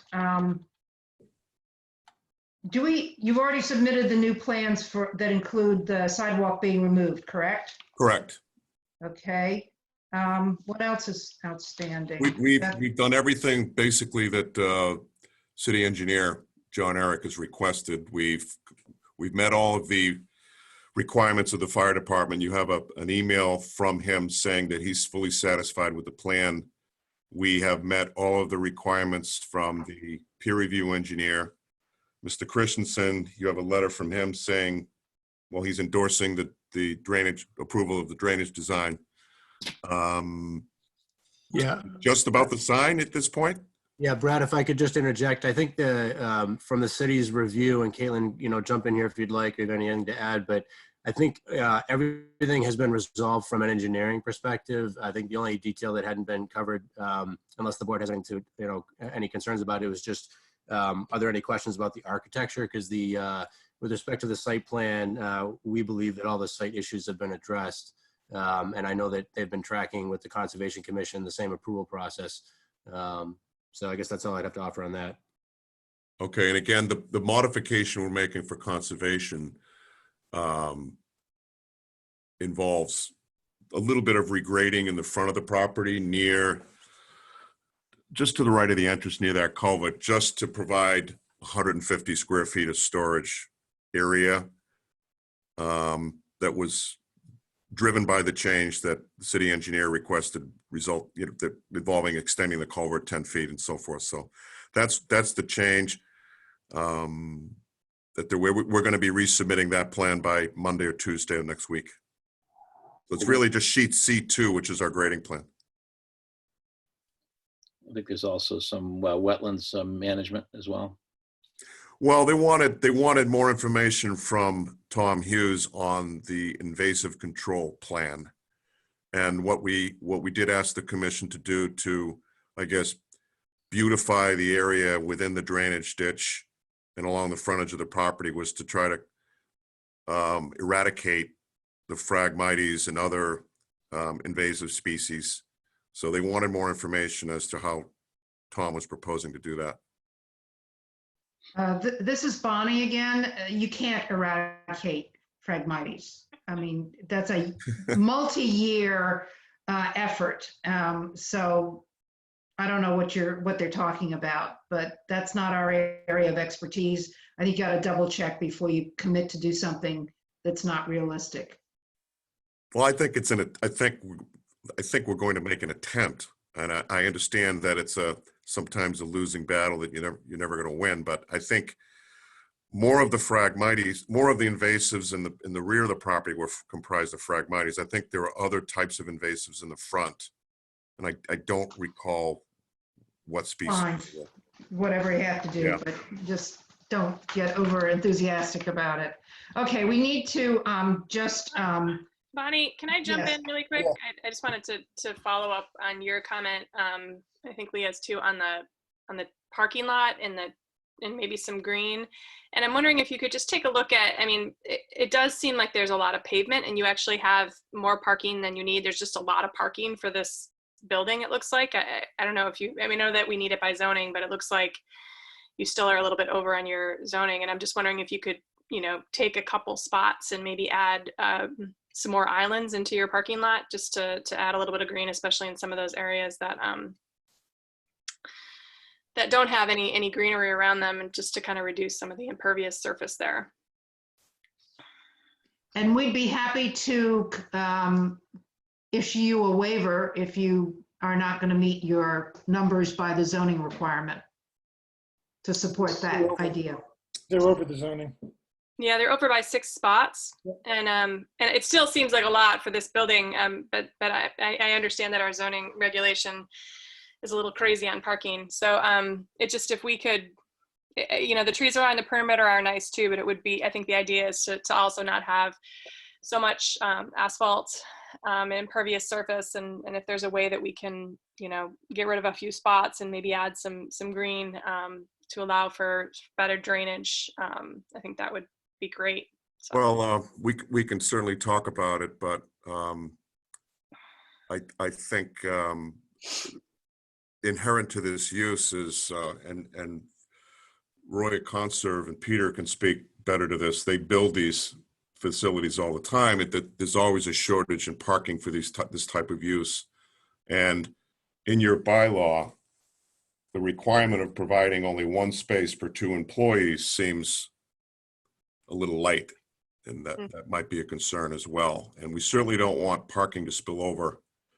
People parking illegally within aisles and within the parking lot are spilling out into the street. So, yeah, I would echo the thought. Again, I think obviously our goal is to seek approval and be reasonable, whatever you require. But I would just suggest that bear in mind that there are people in walkers, walking casts, crutches. The intent in locating the building in this spot was particularly to make the walk as short and safe and flat as possible for the ambulating public, often elderly. So I would just suggest keep that in mind, that, not having enough parking spaces, or potentially as medical uses have traditionally needed more parking than an average office building.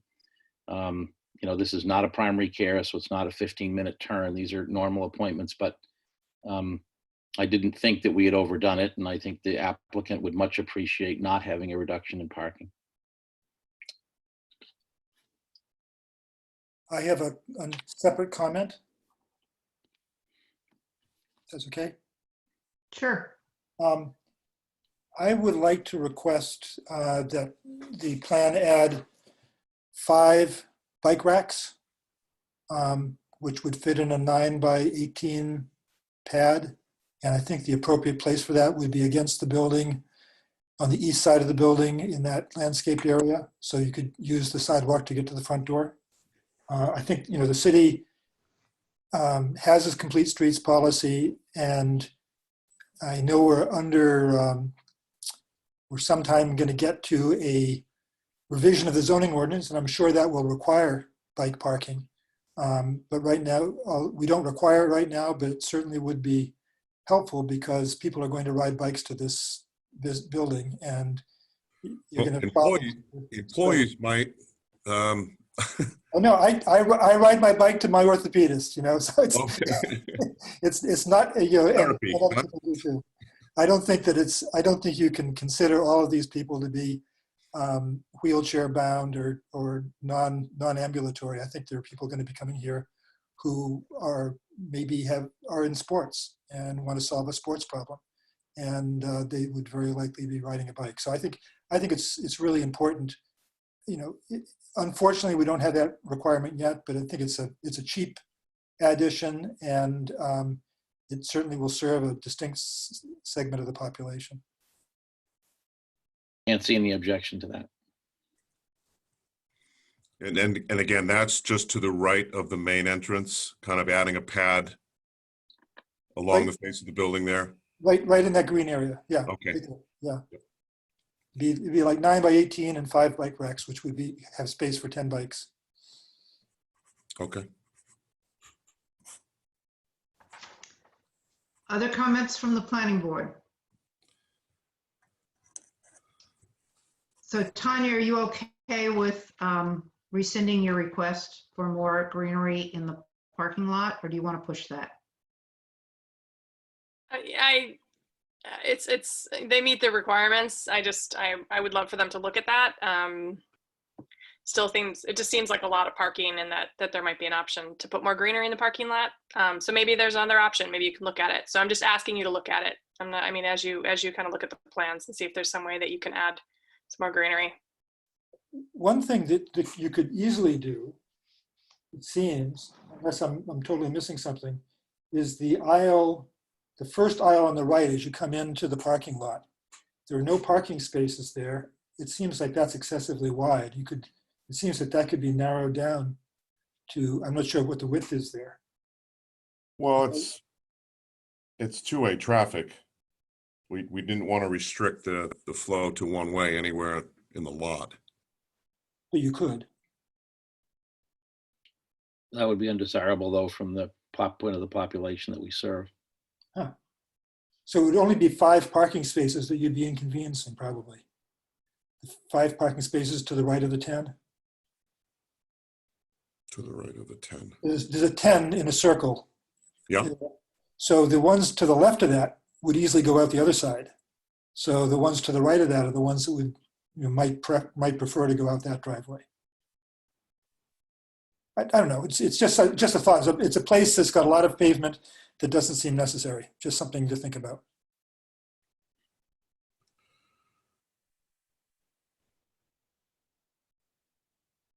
Okay.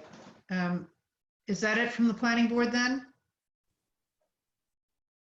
All right, I'm just gonna state that the findings in the staff report for major site plan review are as stated, and that the special permit for use also are as stated, with probably 2 corrections. I'm going to just discuss them offline with Kate in the wording, but they're all in there and cover everything.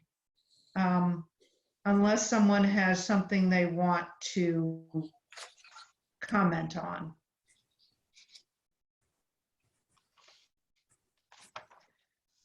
Okay.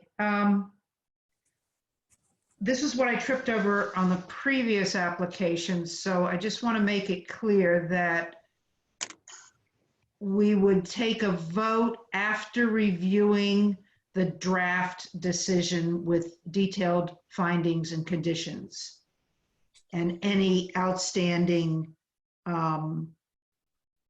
plans that have to be updated and resubmitted, adding bike racks, for example, and any results that would come from the Concom, just so that we're up to date and know what's in those plans. So Andy, would it be okay to make the motion that we vote after we review the draft decision? Yes, I would suggest, my suggestion would be to continue, and depending on your next agenda, to the next meeting, approve at that meeting with the findings and so forth you've noted, perhaps rephrasing of one or two of the items in there.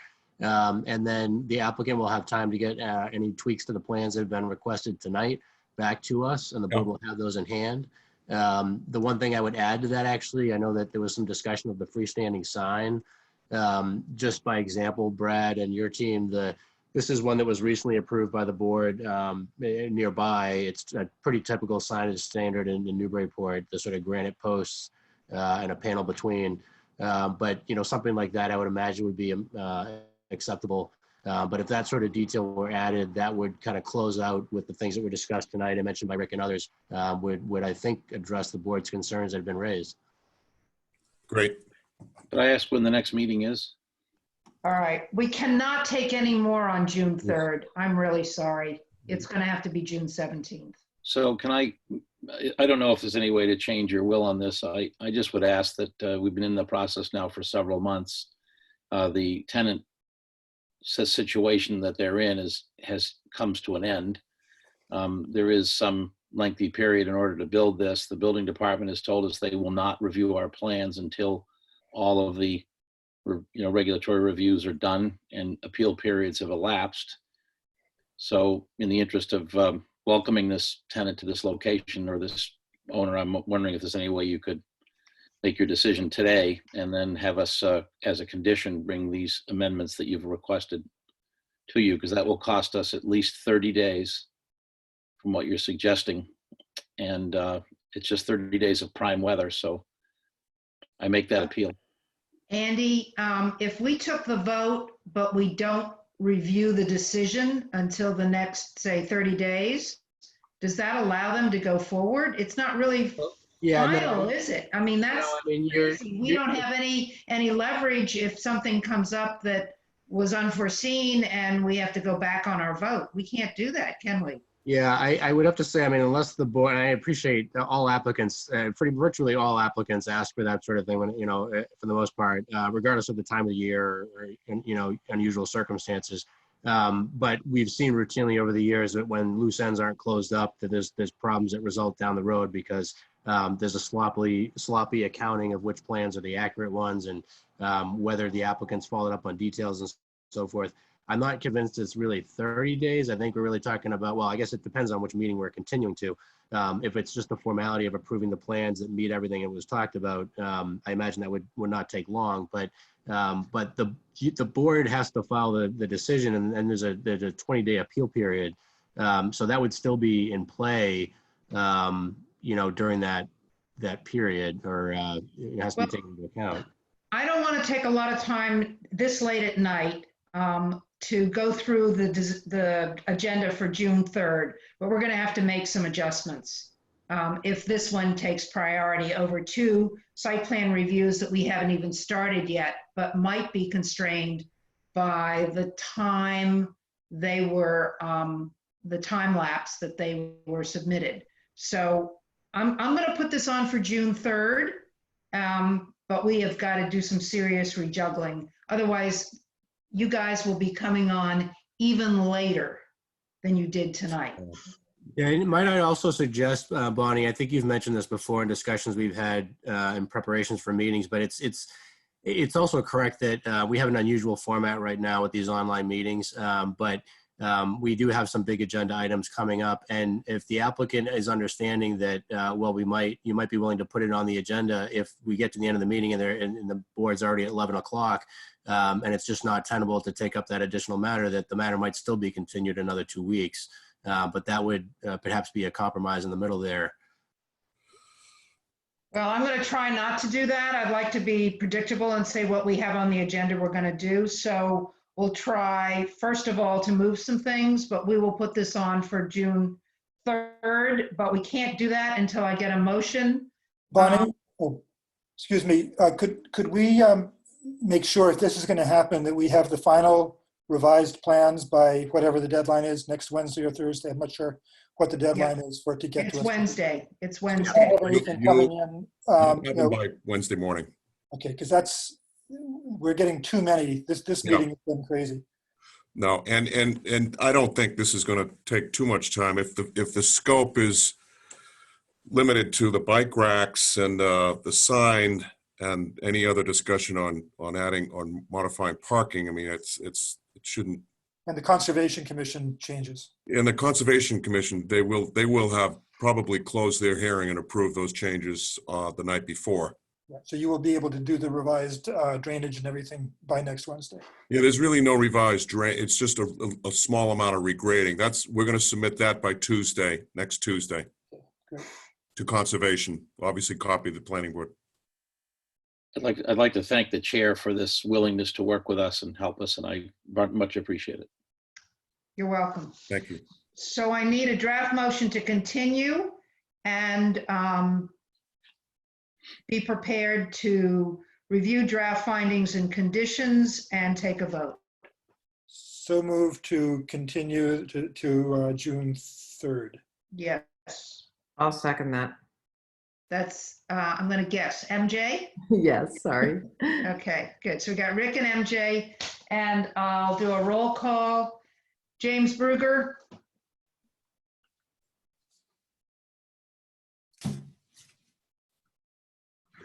Yes, sorry. Beth Delisle? Yes. Ann Gardner? Yes. Tanya Hartford? Yes. Leah McGavern? Yes. Rick Tainter? Yes. MJ Verdi? Yes. Don Walters? Yes. And Bonnie Sontag, yes. Okay. We'll see you on June 3rd. Thank you. Thank you very much. Thank you all. Very much appreciated. All right, 0 Parker Street minor site plan review. They have, is that the one? Yes, they have asked for a continuance to, what's 7? July 1st. Do I have a motion? Motion to continue to July 1st, Ann. Thank you. Second? I'll second it, MJ. Thank you. Roll call. James Bruger, Yes. Beth Delisle, Yes. Ann Gardner, Yes. Tanya Hartford, Yes. Lee McGovern, Yes. Rick Tainter, Yes. MJ Verdi, Yes. Don Walters, Yes. Bonnie Sontag, yes. Thank you. Request for lot release at Shandell Estates. I'm assuming we have someone here to represent them, or, yes, we should. Yes, we have Mark Griffin here. Let's hear it. Hi, Chairman Sontag. This is Mark Griffin. Can you hear me? Yes. All right. I represent Patricia and Scott Kinter, the owners of the lot in Shandell Estates that we're seeking the release of. They own lot 28 in the Shandell Estates subdivision. As you may know, the Shandell subdivision has long since been completed. The original record plan was recorded in about 1977. I've submitted a memorandum which, runs through all this. My clients own the property from a deed from Yvonne Cormier Construction, who was the successor developer from Star Realty Trust, which was the original developer of the Shandell Estates. The Shandell Estates subdivision, when it was completed, there were covenants that were imposed upon the lots. Basically, all of the lots have been released except for lot 28. Lot 28 just happens to be the lot that my client owns. It's also unusual in that all of the lots in the subdivision are in Newburyport, except for the subject lot. Lot 28 happens to be in Newbury. And another unique part of this subdivision decision was that the covenants, there was a specific provision of paragraph 7 in one of the covenants, which states that lot 28 should be dedicated to open space and recreation for the town of Newbury. As I have discussed with Planning Director Port, and I have set forth in the letter that I submitted to the board, the Newburyport Planning Board had no jurisdiction to put any kind of restriction on property in Newbury. The clear intent of the Newburyport subdivision rules and regulations is to benefit property within the city of Newburyport, not within the town of Newbury. I've cited the case of Kosla versus Board of Appeals of Holden for that proposition. Notwithstanding the legal part of it, there is also the actual location of the lot, which does not serve the purpose that it may or may not have been dedicated for, which is open space and recreation for the town of Newbury.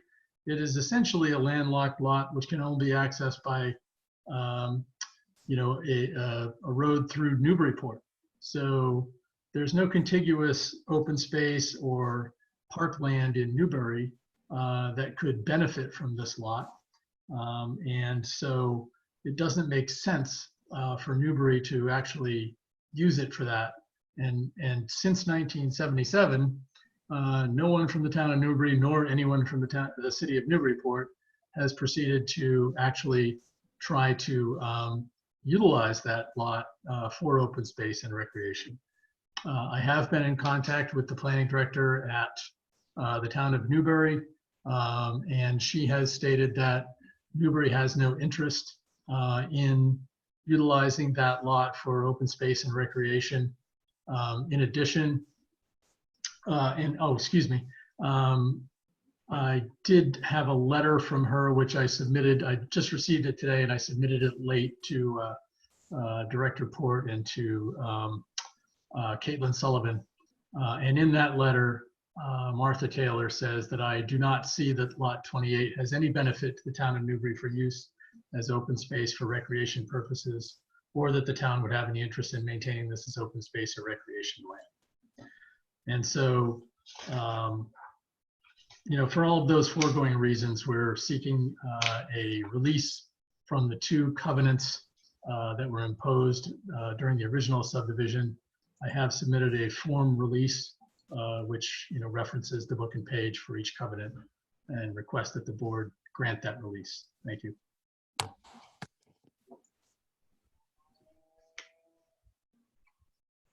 Bonnie, this is Andy. If I could just add a comment. We did, I think, Mark and I had some discussions about this one. We did go back and look through the planning board's minutes to try to see if we could find any clarity. Usually there's some sort of discussion or narrative. Nowadays we keep, more thorough minutes, but there wasn't really an explanation of what was going on there in the board's thinking or negotiation with the applicant at the time relative to this, this open space. And that was partly why we asked for comment from the town of Newbury, because it wasn't clear if there was some historical discussion that had gone on between the two communities in some way. And so that's why Attorney Griffin had gotten this letter from Martha Taylor, the town of Newbury's town planner. Thank you. Just cut to the chase here. There's a statement here in the staff report that Attorney Griffin hasn't addressed, and I just was wondering if it's still relevant. It says, additionally, the applicant, in consideration of the language in the original covenant provision, has committed to provide a donation proposed to be $10,000 to the Newburyport Parks Department, provided. Yes. That still stands. So if in fact the planning board is willing to grant the lot release, my client wants to donate $10,000 to the Parks Department. Okay, just wanted to clarify that. So any comments from any of the planning board members?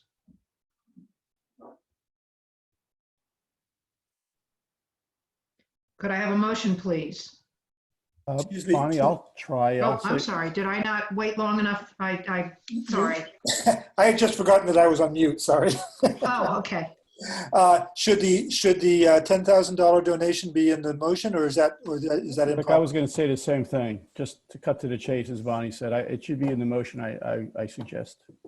That's fine. Okay.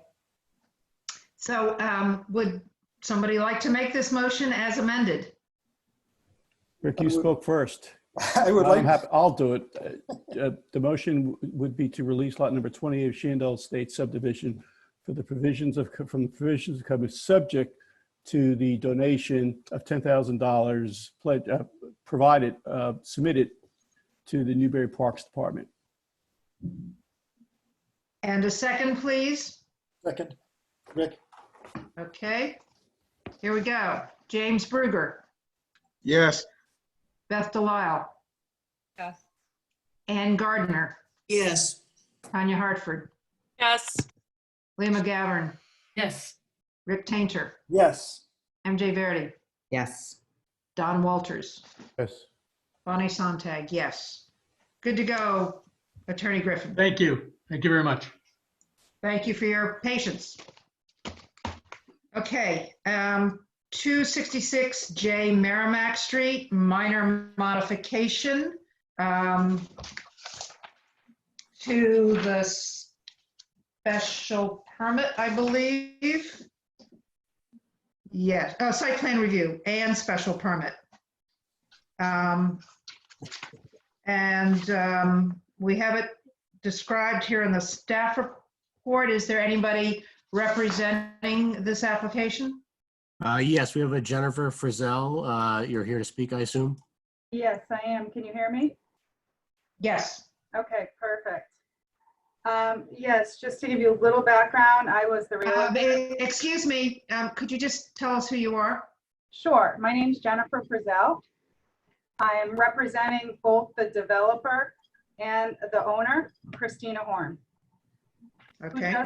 who just closed on her home on April 15th. So when she purchased this home, she had requested just a slight increase that would absolutely not block any sight lines for anyone else, but just from the back of her home, all the way kind of to the, just to connect it all the way to the fence, to provide just a little bit more privacy, going from what is currently a 41-inch height fence to 60 inches. So she's just looking to raise it 19 inches to provide a little more privacy. She's a single woman and wants to feel a little more comfortable. And when she purchased her home here, she asked if the developer would do that, if it was approved by the town, and they said that they would.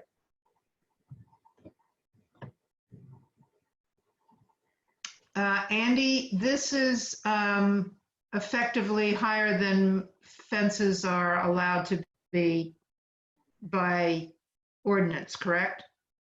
No, I don't see any reason why the board couldn't approve this change here.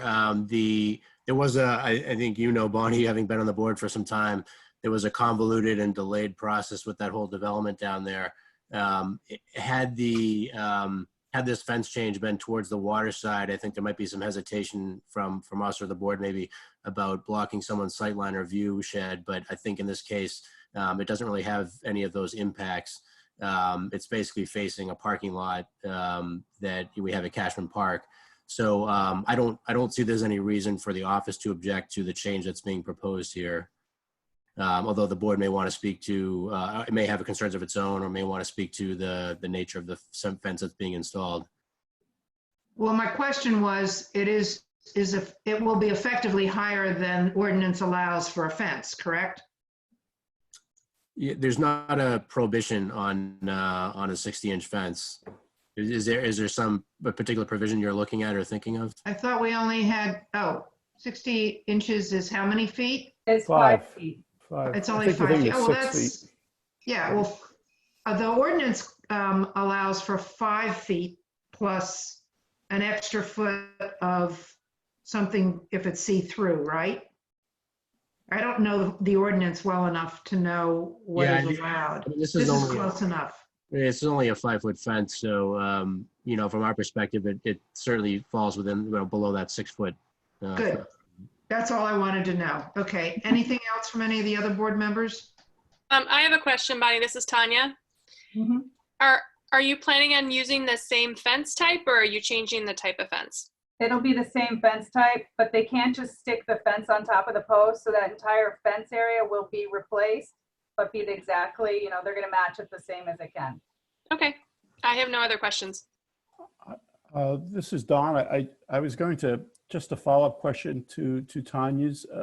I was thinking from a transition, are you just going to have the fence on both sides just meet there? That looks like, especially on the one side where it's 41 inches, is it possible to just, sometimes you see them curve down or something? And I agree, it's not a big, it's more from an aesthetic point of view. Yeah, the fence on the back of the house that kind of abuts the Towel parking lot right there is already much higher than this side fence. So it'll get a little bit closer to kind of almost connecting, but the other one's still a little bit taller than what that one is. Right. Currently. Okay. So we'll have three different fence sites. Okay. Yeah. That's what I thought. Thank you. But it'll be pretty close.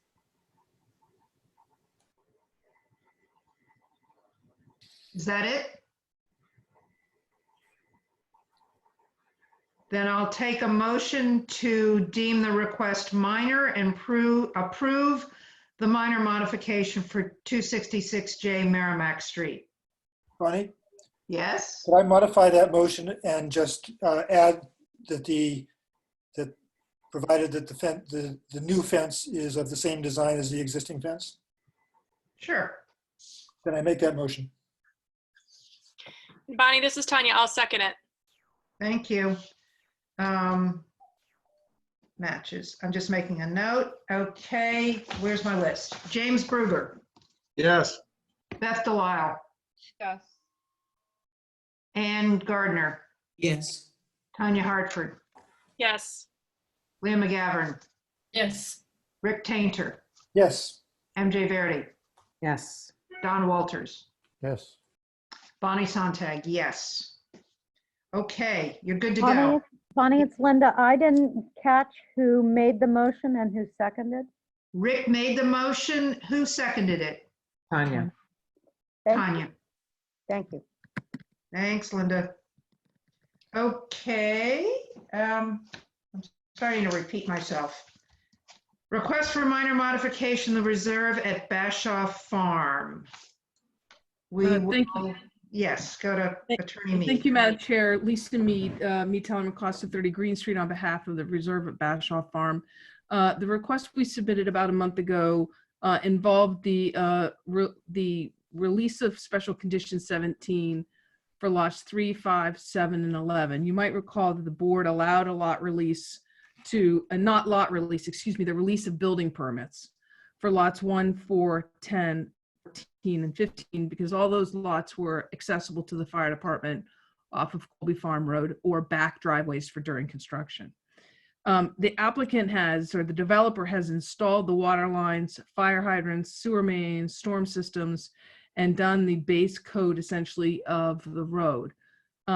National Grid, who has been aware of what's needed to happen out here since August, finally came out just before this letter was submitted and said that they would not be able to do the installation of the underground utilities in the road for 6 months, which is a huge problem for starting construction on houses that are also now under agreement, namely 3, 5, 7, and 11. And since this letter has been submitted to you, 2, 13, and 12.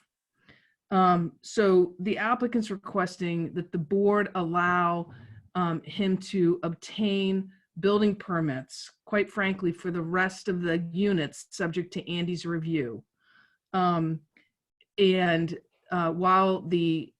we're waiting for the electric and other utilities to be installed by NGrid. I included a email from Deputy Chief Bradbury indicating that he was fine with it because the road was of sufficient construction that he could get back there, and he didn't have an issue from a fire department access point of view. So as a reminder, this is just the release of the building permits and not the lot releases. You have a covenant on these properties. This is merely the release of the building permits so they can commence construction. Okay, any comments from the planning board?